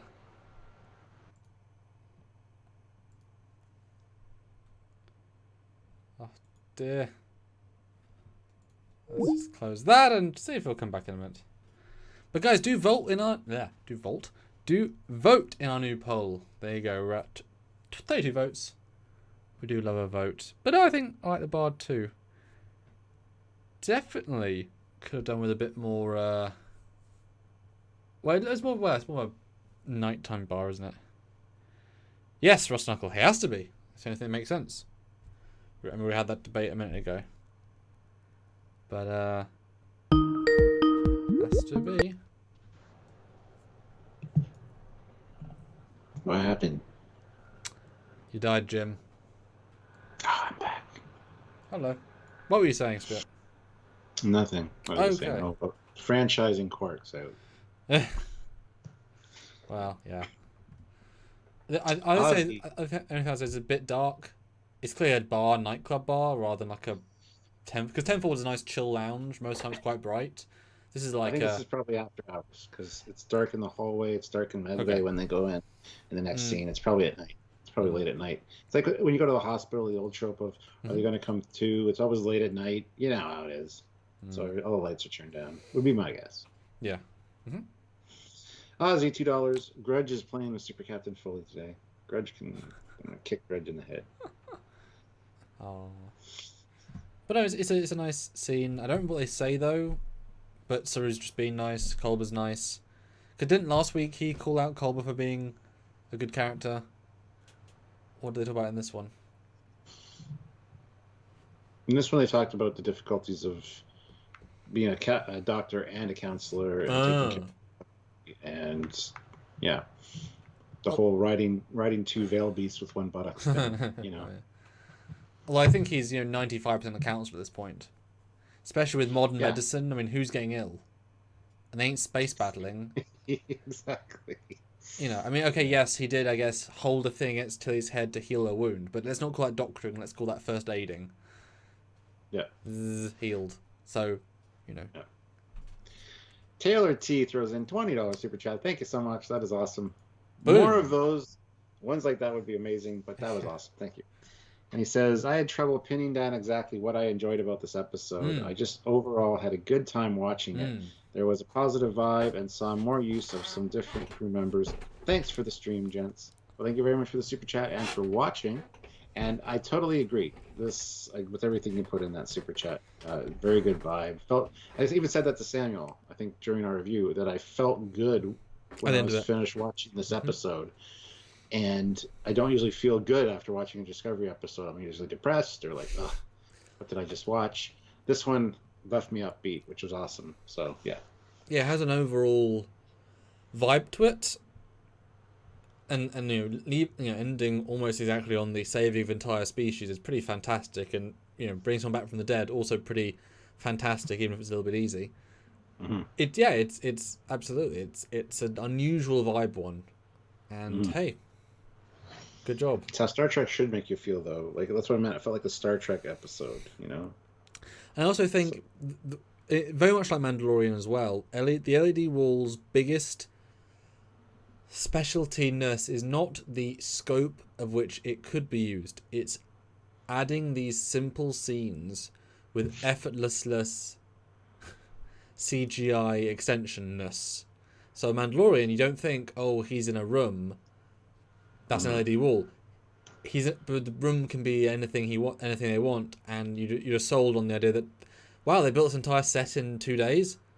Well, yeah, some guy did on a computer and now it's there. Oh, wow, it's a full set because they did interiors and exteriors. And so all the Navarre stuff, they don't play it like a big, special, expensive thing. Because unlike the previous seasons, where if they were doing a green screen-based sequence, it would be flashy. But also camera motions, because it would be digital camera. It would be, we're spending $75,000 on this sequence. We are going to freaking impress people. Now, you book 3 hours in the LED wall, you just film a scene. Real cameras, real vibe, any angle's good. It's just a set. So even though it was this grand spectacle scene, it was played exactly like a real location. Whereas if it was a green screen environment, it wouldn't be. And that tone meant it feel more like one of the TOS or TNG sets where they go to Planet Hell and it's just rocks and coloured background, and it's just filmed like a real environment. So I think that's got to play some part here, because I do think the cavern stuff felt very similar. Like, apart from those couple of shots where you see the big scale, it was super grounded, super low key, just like, oh yeah, big scale. But it wasn't this sweeping camera they discovered. Like, it was just, that might really help them just to lower the scope a bit. As weird as that sounds, just ground it. Yeah. Yeah. Well, we actually forgot a scene with Hugh and Adira there, where she's like, you know, what if he never comes back? And don't tell me he'll always be here in my heart. That's a good line. Feelings. And he's like, I'm not going to. I mean, you know, sometimes you lose people, and you know, just have to be there for each other. So that led into the conversation with Saru. So yeah, the deed's done. Like, you know, Gray made the choice. Wait and see, and it doesn't, you know, it doesn't help, doesn't make you feel good, but yeah.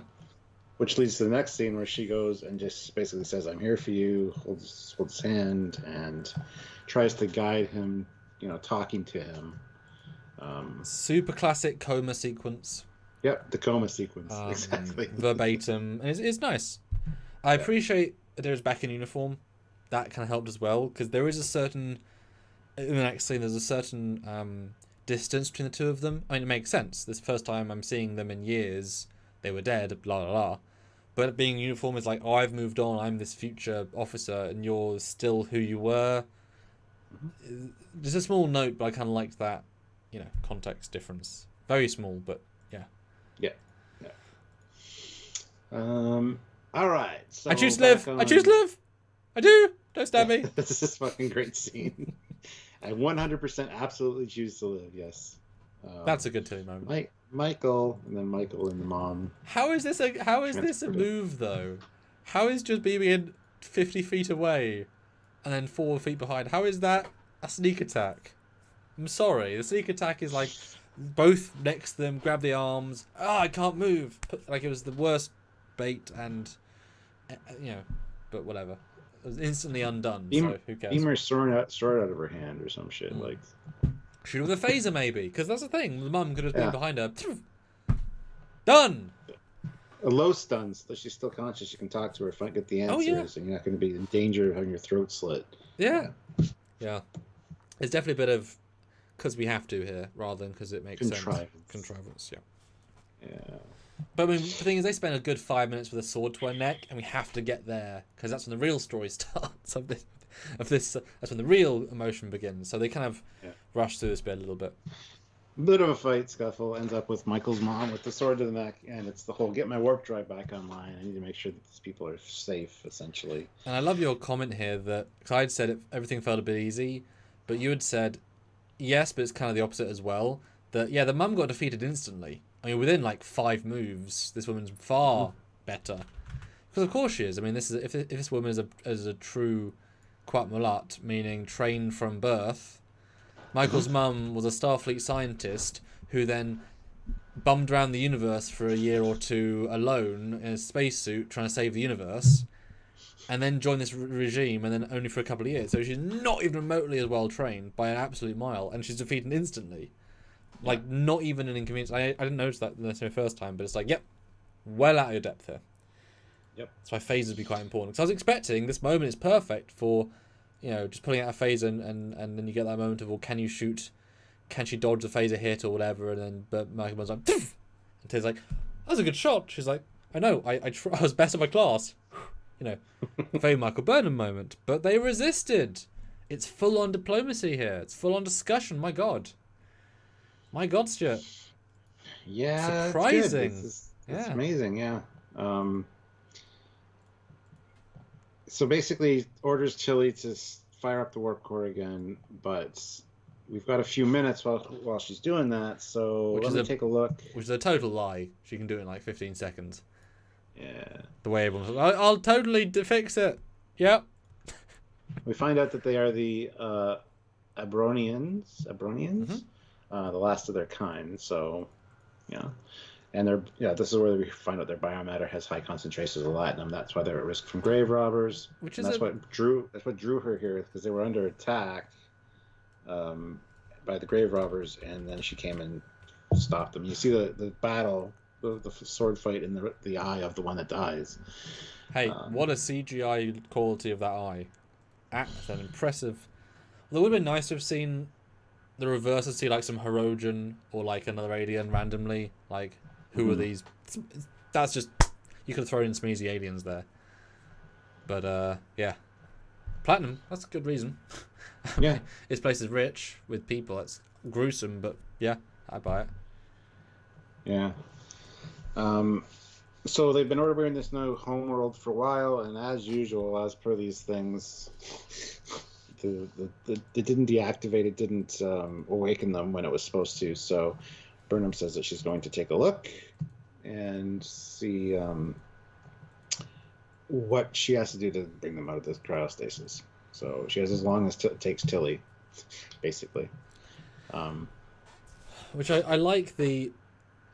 I like the twist that the crop lady didn't know the alien. You kind of assumed there'd be some weird convoluted story. She's like, oh, I didn't know him at all. I just sensed his feelings, and then he was dead when I got here, pretty much. And the clinicalness of like, and I was sold. This is, it's so lost cause. The guy already died. Yeah. So I like that twist. The lady did a good job acting like the absolute horrorness of that. Although I find it odd that. I mean, they're assassins, they're not scientists. But I mean, if you live in this world, basic science as well. Damn it, Jim. I'm an assassin, not a scientist. Now crush the old assassin from the Midwest. It's like, what? They call me John Wick. What? No. But if the way there's a slight... When she says there must be a reason why it's broken, the Jatvash lady's like, oh, I never thought of that. Like, clearly on her face, it's like, why did you not think that? Otherwise, why are they not up? Like, there's a lack of...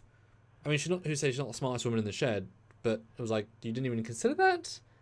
And obviously you didn't try if you didn't consider. And what's the point of operating the warp engines if... Are you gonna fly out here? Are you gonna... Where are you taking it? So the plan kind of falls apart a little bit at this point, but I like the simplicity of, but I'm a science major. I'll go fix this unknown system from 2,000 years ago I've no idea the damage of. It's all good until you've got 2 minutes left. Yeah, I've got it. 2 minutes. But I mean, it's not that broken. She didn't try and fix the other lady, so it's probably just didn't turn it on, or like the automatic switch was just, like maybe the switch is just like a bit sticky. The guy pressed it, didn't turn on.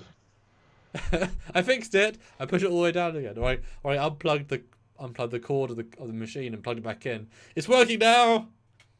I on and offed it. So it's a little bit funny, but yeah, those are my thoughts. It's a little bit funny. All right. Yes. So that's the end of that scene. She has as much time as it takes to get the thing back on. So, and then whoops, they cut back to this Navarre, and the scientists wake up, tell him that because his tachyons aren't present, his premise, his hypothesis is bullshit, and they're done. Peace out, y'all. Thanks for the discussion and the brainstorming, guys. Appreciate that.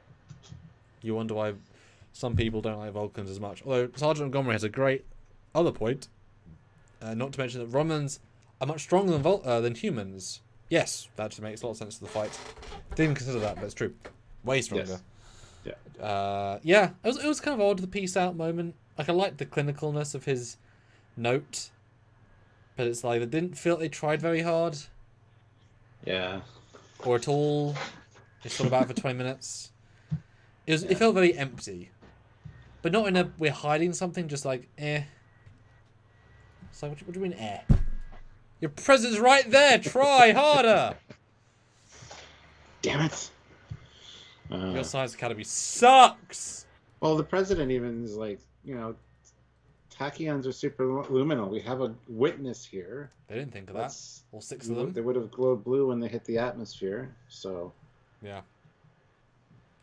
None of them thought that. Which I love. I love the instant right turn. It's like, oh, now that's why he's...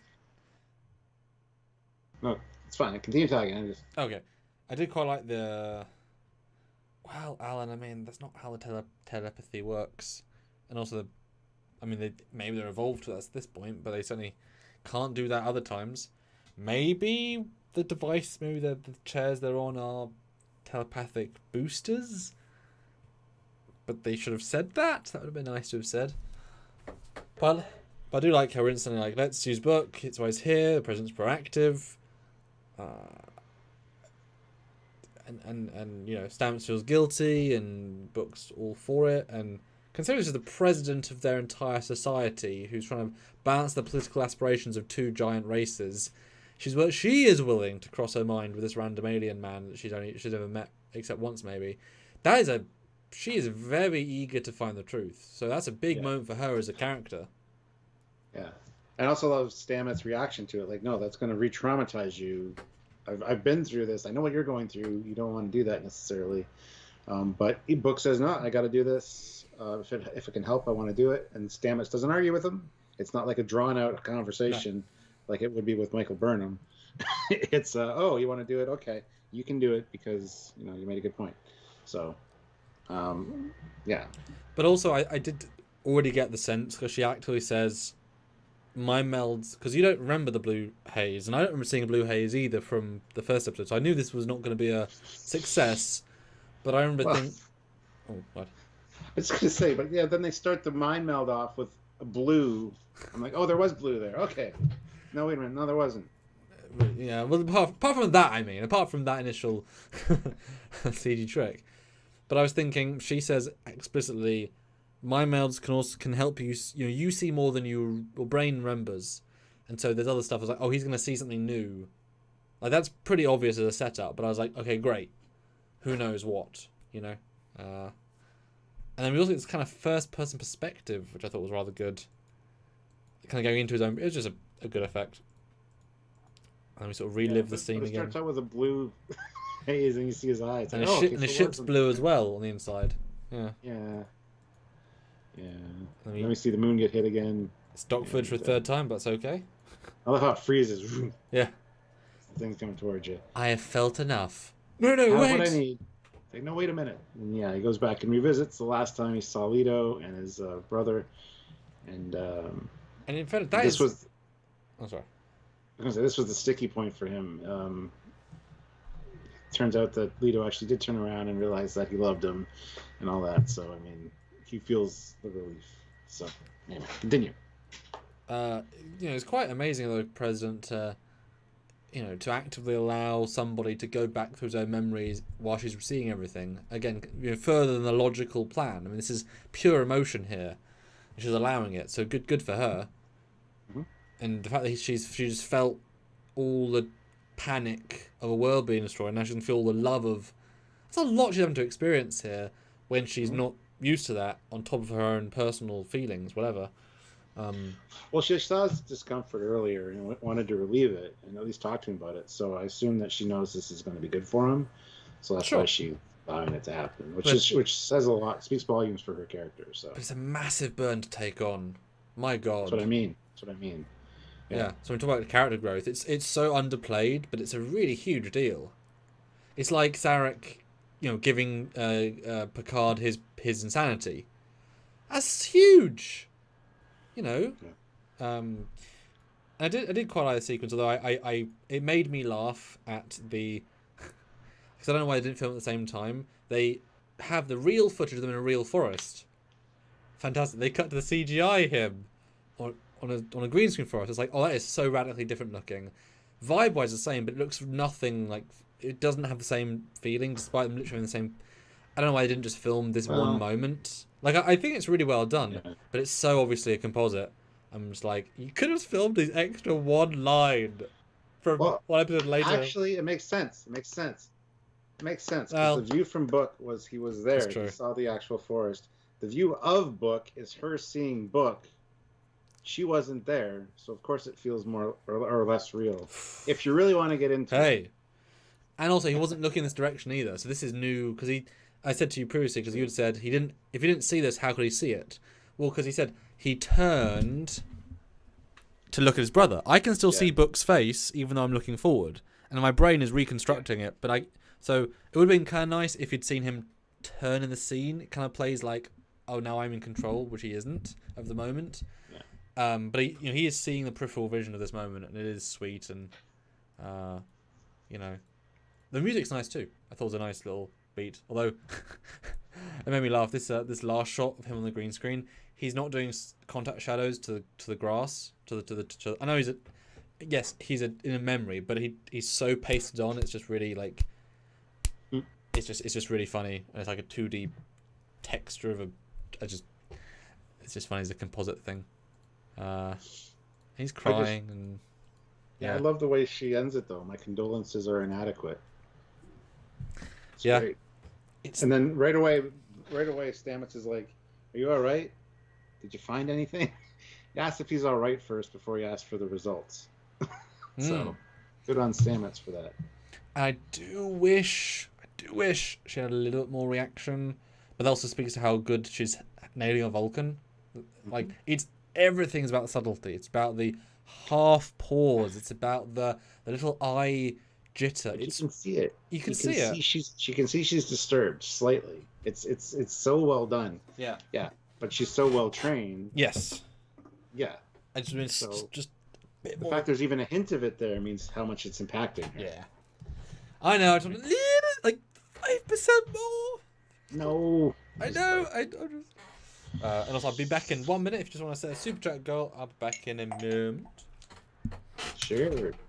Let's try to get another $45 if possible, guys. Couple 5s, couple 10s. We got the last super chat slot as always. Taylor T just did a fantastic one at $20. So if you guys are able to, please let us know what you think about this episode. We are coming up to our final scores as well. When we get into that, then you can super chat for your final score. I'll read those, and then Samuel will read the runs in the regular chat. So yeah, if you can, please do. It would really help us out. And the likes, we hit 100 likes, which is awesome. Let's try for 120, though. I think there's probably 19 people out there that haven't hit the like button. Hit that like button. And we got one new member during this live as well. The memberships are always very cool, and they do help out the channel immensely. So if you're able to click that join button and at least check out the different tiers, that would be awesome as well. So help us out any way you can. Just participate in the conversation as well. It's been a good one, and it's only gonna, get better with you guys participating. So if you can, please do. And the poll with 72 votes, not views. Ferengi Bartender, your thoughts? 38% love it. 90% was okay. 40% didn't notice it, which I kind of expected. And 3% pandering, which I think is very, very fair, because it's very, very, very quick and subtle. But that's the kind of references we like. Yes. Anyway, going back to this, we find out that tachyons were not present, which really upsets Stamets. And he says, I'm sorry you had to go through all that for nothing. To which Book says that wasn't for nothing. Because Book, you can just see the sense of relief on Book's face now. He just feels more at peace with himself. So, yeah. Great scene as well between the two of them. But Stamets he feels guilty about not, about the situation as well. So, good morning, Jeddak. We are well, yes. Okay, new polls. I'm interested, and we do like the polls. My question is, as it loads up. Vulcan president. Vulcan president. Oh. How do you feel about her? Impressed. Like a lot. Okay. Don't like her. Doesn't work so far. I'm interested. Yeah. So go vote in the polls. Go vote in the polls. Cool. And yeah, tachyons. Yet another plan falls apart. 3 out of 3 plans. Not going so well. And you can imagine that Stamets must have looked at dozens, hundreds of things it could be, and to go straight into the, oh god, I was wrong. And he is a man that does not like being wrong. So that must be real not happy for him. But the thing is also, the more we're showing this as a real, like, confusing what's going to happen sort of thing, boy, the payoff has got to match this, 3 episodes of focus. It's got to be something interesting. Hopefully. That's the theory. That is the theory. Anyway, Burnham finds the problem. Yep.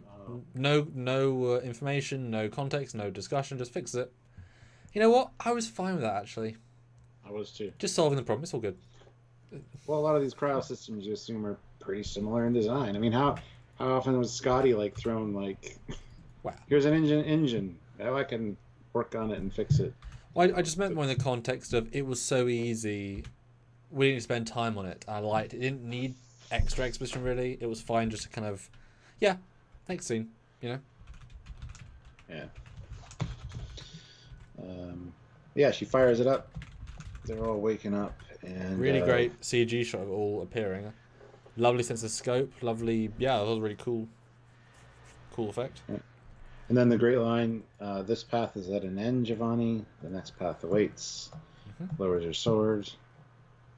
Yeah, not really any hesitation either. Very like, yep, no, because I'm not a baddie here. I just accidentally found myself in a shitty situation that I kind of played the baddie a little bit. Oops. Yeah.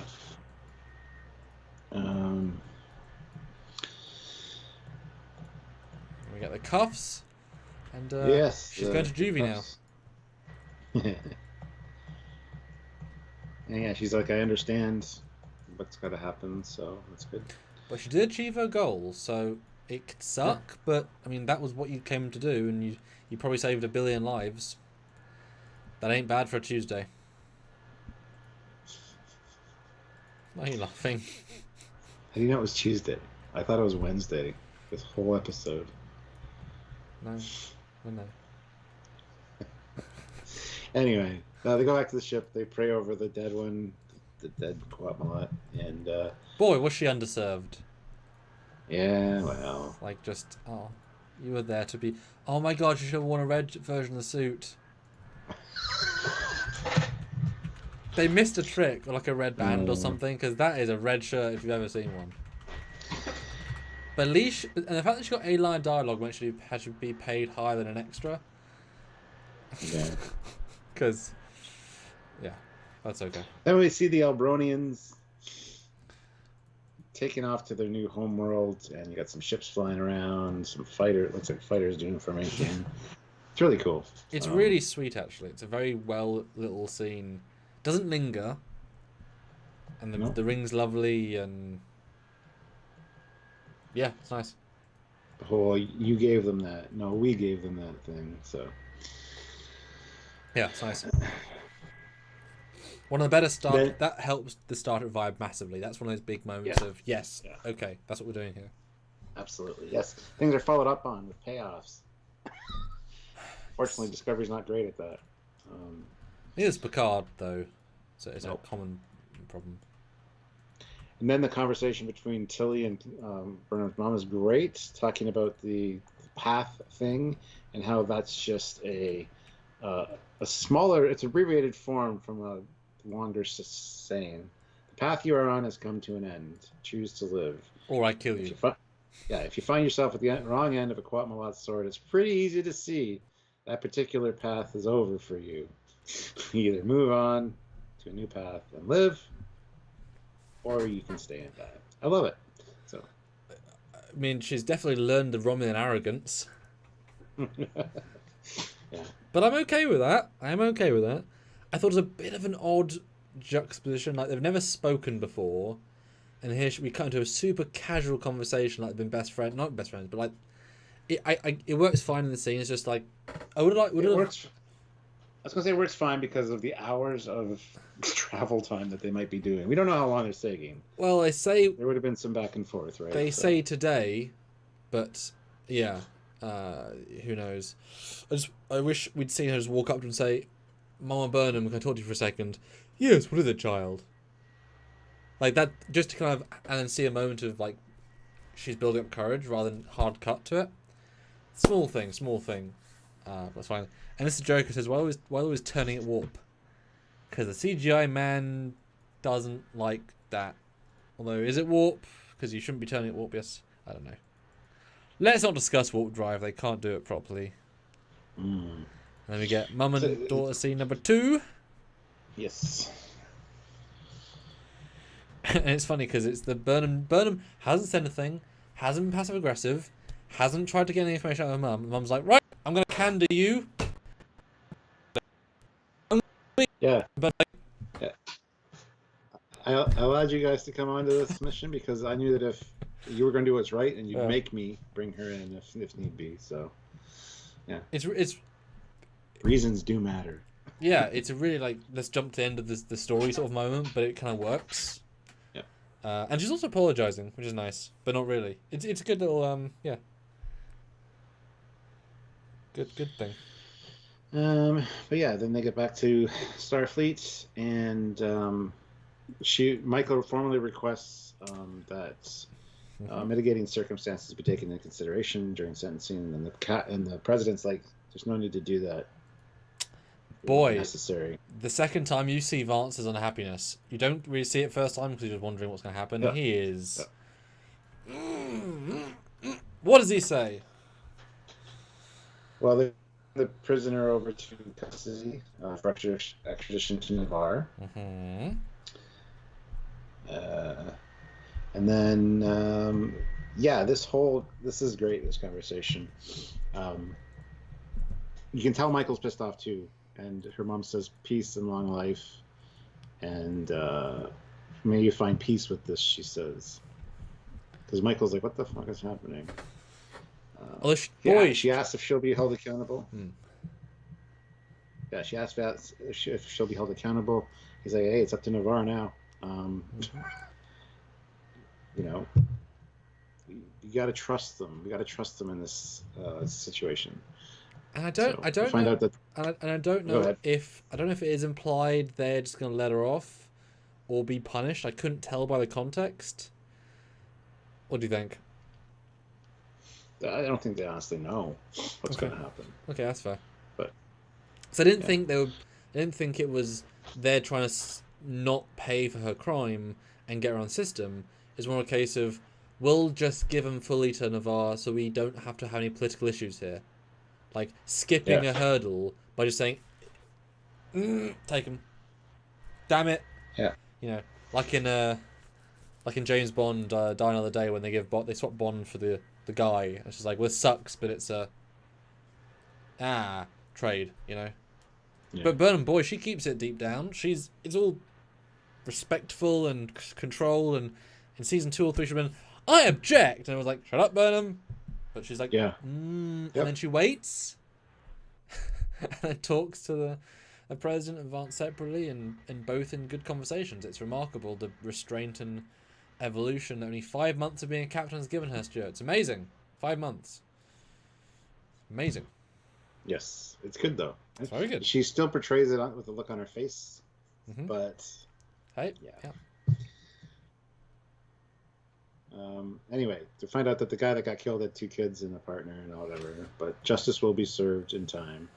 So, and then the whole conversation about the president. You don't argue with the president. She's like the conductor of the symphony. You know, we all have our place. I'm the drums. I set the beat. I gotta read this. Because this is actually really good. So think of us as an orchestra. You're first chair violin, with the showy, challenging solos, because you're a captain out doing your thing. Well, and also she's Michael Burnham. Yeah. So I thought that was very apt. I'm the drum section, setting the pace, providing the backbone. She's the conductor. When she signals us, we play. It's not our job to know if the cellist is drunk or the woodwinds and brass are at war. We each have our part, and we all must trust that she knows the symphony. And that was a lot of an analogy. It was really well done, though. I really liked it. So yeah, he's not given much so far, but he is nailing what he's being given, which is no surprise. Yeah. My only critique here is I wish the analogy was slightly different, where she was violin, perfect. He is the conductor because he's conducting the orchestra live and in person, whereas the president is the musician who's writing the music. She's the composer, not because that would make more sense. The one who's on a desk as she is, constructing what they're all going to be doing, hands it down to the person who's actually dealing with the jobs. Because if he's just drumming, then he's not important. He's one of the team, but he's the head of the team. So small analogy change, I think, would be more accurate. I get it, but yeah, because it sounds more cool if you're even above. You're not even in the room. You're that important, but yeah, still good. Just coming better. And then long analogy. I get paid by the word, which made me laugh out loud. It's just a cute line. Yeah. We get Tilly and through, and she goes to. Oh my god, the most Tilly. Hello. It's like Jesus Christ. What a line delivery. Yeah. Nice little scene though. She's basically, asked if he was responsible for going on this mission. Yes, and it's so. Yeah, the swamp kelp. What to do? Anyway, moving on. Then we get the Gray waking up. The Gray matter turns on. Ooh, it's good. Thank you. And on that note, Shannon Nash throws in $5. Thank you.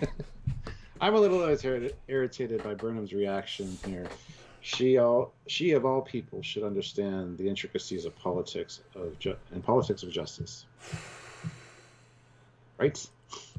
In the amount of time she's gone outside of the rules to achieve the goal, and she's a hypocrite, but she's actually taking command seriously. Mm-hmm. It's remarkable. But yeah, I can see that. And Crassus puts in £5. Good to see. Thank you so much. Who has been watering Saru's plants during the 5 months he was away? Potential short treks right there. I assume he took them with him, or had automatic misters, maybe. I don't know. Yeah, who knows? Well, he took him with him. I mean, he didn't know he was going to come back. So that's kind of the vibe I got with how they're spaced out now. Is he came back, he put all. That's why he's been busy. He's got his Kelpian space. That's why he has to water them, because he's put them back in. Then, because she asked, "How's it feel to be back?" And he's like, "Surreal." And it's like, because I moved out and I moved back. And it's weird. That's why I took. Mm-hmm. Yeah. Mm-hmm. Yeah, for sure. I did, John. I did. It was good. It's definitely Gray. He has some yay, ooh, oohs, Guardian Z's coming. Ooh. I mean, it's my only issue Sorry, here. I don't care. It's simple and nice. My only issue is that it's a brand new old technology. I need the moment of my hands feel odd or my legs aren't working. That classic thing where you get out of crisis. That's the next episode. Okay, sure. But to be fully able to move from literally not having a physical for a body for like a year and a half, I needed something there to represent. Otherwise, if it's this easy, I mean, Trill symbionts are bringing their dead back to life on a daily basis. If it's this simple, and that's a small additional, but it just felt too easy. But their entire storyline felt very easy. And also, again, no kiss. I was expecting if they're meant to be in a relationship, you hug or you kiss. I felt a real disconnect here between the two, and even Adira's uniform and just a distinct vibe of I'm here doing my life, you're now starting your life again. Sorry, boo. And Guardian Z shows up and she's like, "When I see you next, you're getting a big hug." It's nice. And yay, I'm home. I heard you. Thanks to you, you're the reason I'm here. I felt you reaching for me, guiding me, whatever. Yeah, it's classic coma scene. I mean, it really is very simple. But in fairness, overcomplicated would have not served it well. It's just very normal, which is odd because resurrecting a dead person, but it feels very normal. Yeah. Hopefully, we're going to have repercussions of the at some point. But and then we cut. We made a cool use of the hollows. Yeah, what a great effect. See, that to me is how you use it rather than the full room thing. That's like perfect. Yeah. But yeah, it's a whole, this was too painful for you for a week ago, and it was too painful this morning too, but he also feels nice and at peace now, so And Scott Class asks, just joined. Welcome, Scott. Do people not like the Navarre president? I think she's amazing with character actor. No, the poll is because we love her so much. I'm interested to see if people agree as much as we do. And clearly, yeah, huge percentage of people love her. So there's the opposite. we just thought she was fantastic and want to kind of show that in numbers is all. Yeah. Sorry, I just want to jump in on that. Yeah, I haven't heard anybody that said they don't like her, so. Yeah. Well, no, it's just because there's a poll saying, Yeah. Yeah. Anyway, he's wearing his amulet now. He hasn't worn it for years. Didn't feel right. Now it does. Well, I want to know that story. I'm interested now. Why? Like, more of a... Well, he said last episode, too, that for a long time, Quajon, he didn't consider he needed Quajon as a home, whatever. So he kind of removed himself from it. Yeah, okay. So, yeah. Anyway, yes, he's at peace, at least in this moment. And he's hoping for more moments of peace. And that hopefully that the guilt will at least ease. Or the grief, will ease. And his acting is real good here. It's a little bit too blissful, but I like the logic of if I close myself off fully, the memories of pain, then say in 10 years I'm thinking back to my home, and because I've sort of blocked it, I can't remember the good things, so I've got to let everything in so I can keep it feeling the good stuff. It's a really poetic thing, because every moment we have is the good and the bad and the ugly. But he's very blissful, given, and even to say, even to put on the word, those lips, get over the grief of my entire planet getting annihilated is probably maybe he's high on my meld. I don't know. But it is interesting and definitely a sort of poetic way to end off on, as beautiful trees and nice couple, and still no next time on, Stuart. I'm annoyed. Yeah. Where are my next times ons? Yep, that's a troublesome thing for me too. But it kind of leaves it with a very finality. I want the next time on energy. Yeah. And is it? There you go. All right. It's that time of the night now where we talk about our final scores, and we want to hear yours as well. So if you want to super chat your final scores, I will.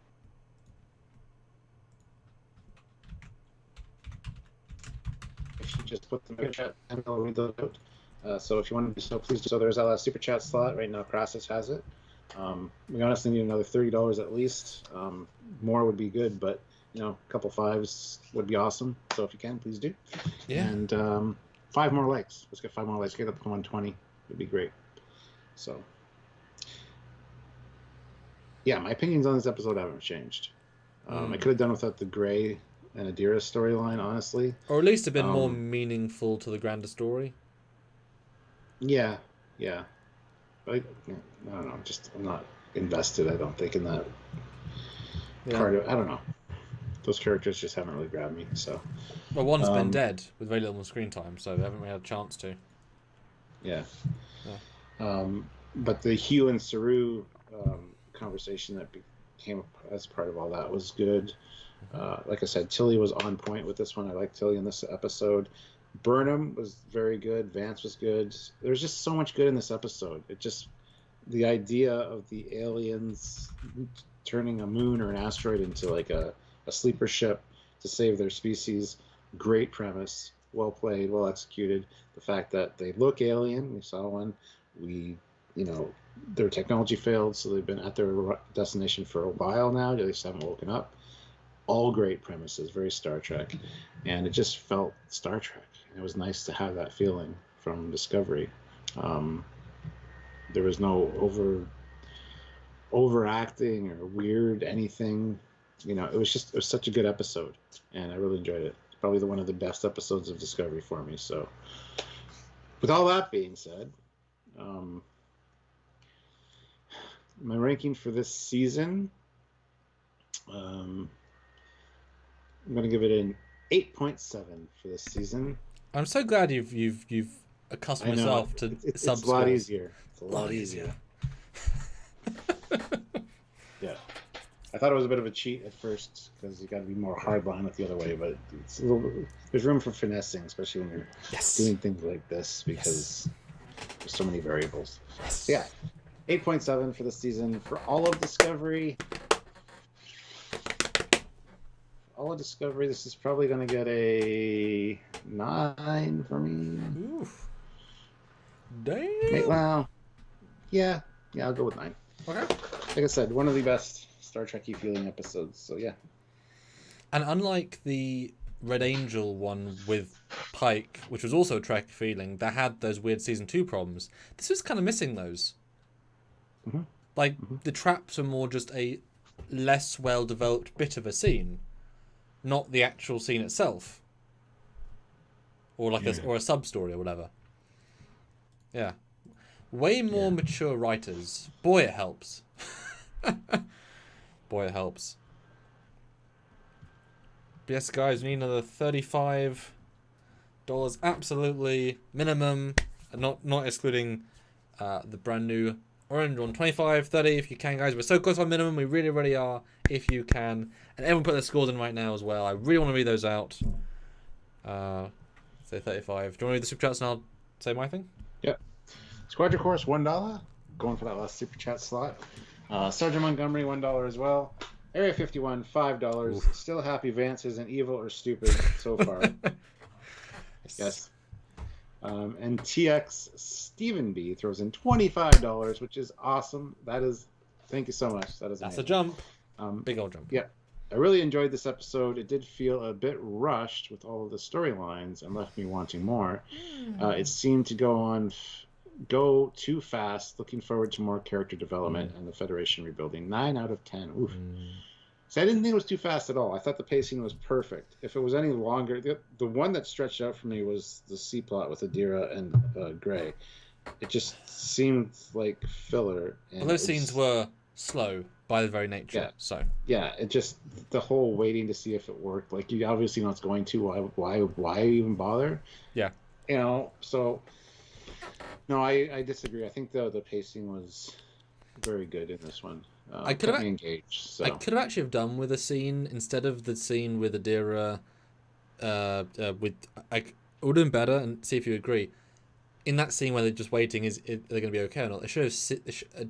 Gray should have woken up in this place he died with a young Adira, and then have it like relive his death, but be able to say new things as his brain's connecting with the body, and like experiencing and wake up from that. That would have been better.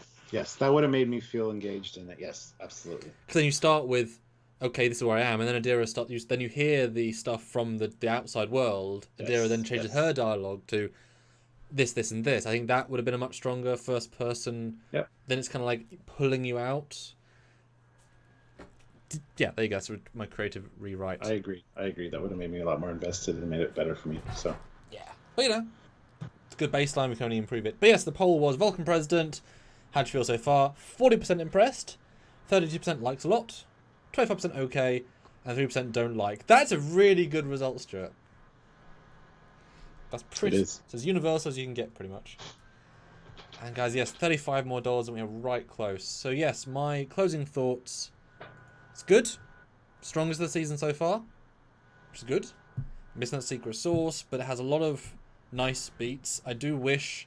If they're going to do everyone gets a small subplot, I wish some of them were a little bit more zesty with, that DS9, like everything's really well written. There's a meaning behind each scene.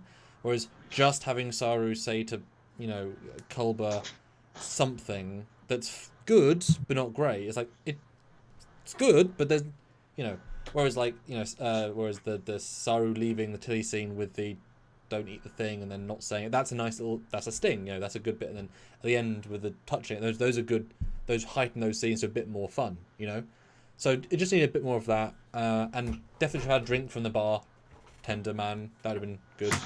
I think that would have added to that scene. Yeah, obviously small things to note that could have been improved, but good use of LED wall. Burnham was great, even anti-Burnham in a lot of ways. But like I said, secret source was missing, but except the payoff of the aliens being a hibernation world. That was great. Right out of TNG, if they had the budget, or the Vaadwaur did it kind of, but them being villains. Score wise, I think a very fair is an 8 out of 10 for this season. I mean, it will get better, but that's really high. You know, I'm not all of Discovery. I prefer most of season 3 over this because they have some secret sauce in most of them. I'm gonna say 7.3, but that's still pretty damn high. So I'm not gonna feel ashamed of my high scores.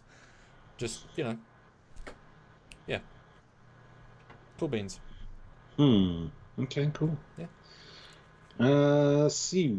Squadron Course $1. Ah. Sergeant Montgomery $1.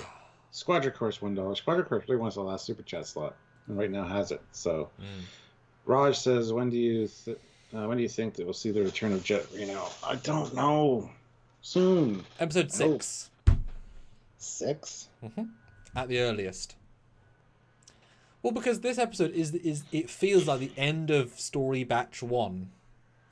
We finished the Quajon story, finished the Grey story, and we've scienced a lot of science. Like, now we're going to be in batch 2 of them. Something else is going to kick off. Well, we know it's Starfleet Academy stuff next week, so something new fresh is going to kick off next week. So we'll see. But, yeah.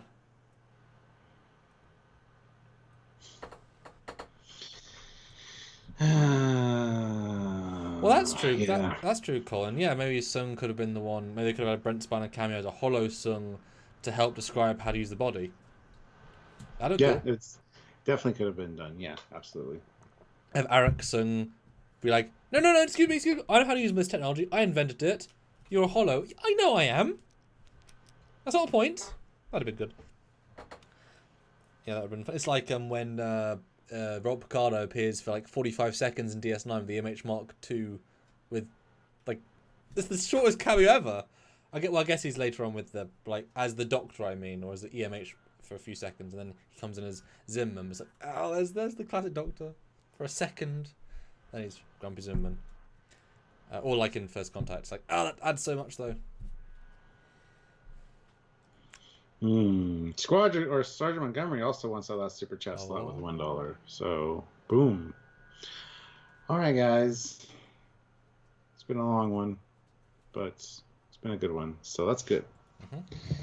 But yeah. And tune in for videos on the new ship over the weekend. Please do check those out. Go back and watch our edited review if you want to hear different thoughts, as we said different things. So that was my very much first. Well, we just watched it. This is a. We thought about a reaction. That was very much a first reaction. We'll do say different things, and then next week we'll do some live as well. Probably some more top 10s because they've been fun. Nice to do some classic Trek as well. And nice break, yeah, from Discovery. And they don't really give us much to talk about live-wise. It's weird. Can't really, because they're drip feeding the storyline so slow that we can't like even do predictions or anything, which is certainly annoying. And next week will be a normal week in terms of live times and everything. I will pimp out that the Fan Film Awards are being given out on the 11th, September the 11th. Nope, Saturday 11th. That's what I meant. And there'll be a live stream for that. If anyone wants to turn into that, I'll be tuning in. I don't know if I'll be there like on a Zoom call or just watching a live stream. I don't know. But I'm a finalist, so we'll see. It's the weekend after that that'll be well. Then I guess the next 3 because it'll be pre-Christmas, Christmas, and New Year's. So next week is normal. Then it gets a bit more crazy. But we'll let you guys know. Yeah, and congratulations on all your nominations, by the way. Hope you win something. Thank you. Something. You definitely deserve it. Something. Just one thing would be nice. I ain't gonna, I don't need the world, but I don't need the world, but one would be nice. Yeah. Sweet.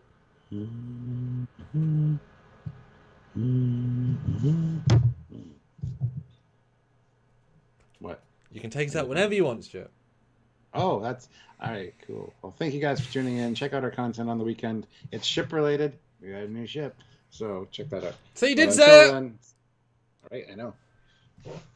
We didn't say we got a new ship. We got a new ship. Now I did, though. There you go. Anyway, on that note, until next time we see you guys. He is Commander Cockings. He's Captain Foley. And Sergeant Montgomery is the last super chat slot. So congratulations. Good job. And goodbye, everyone. See ya.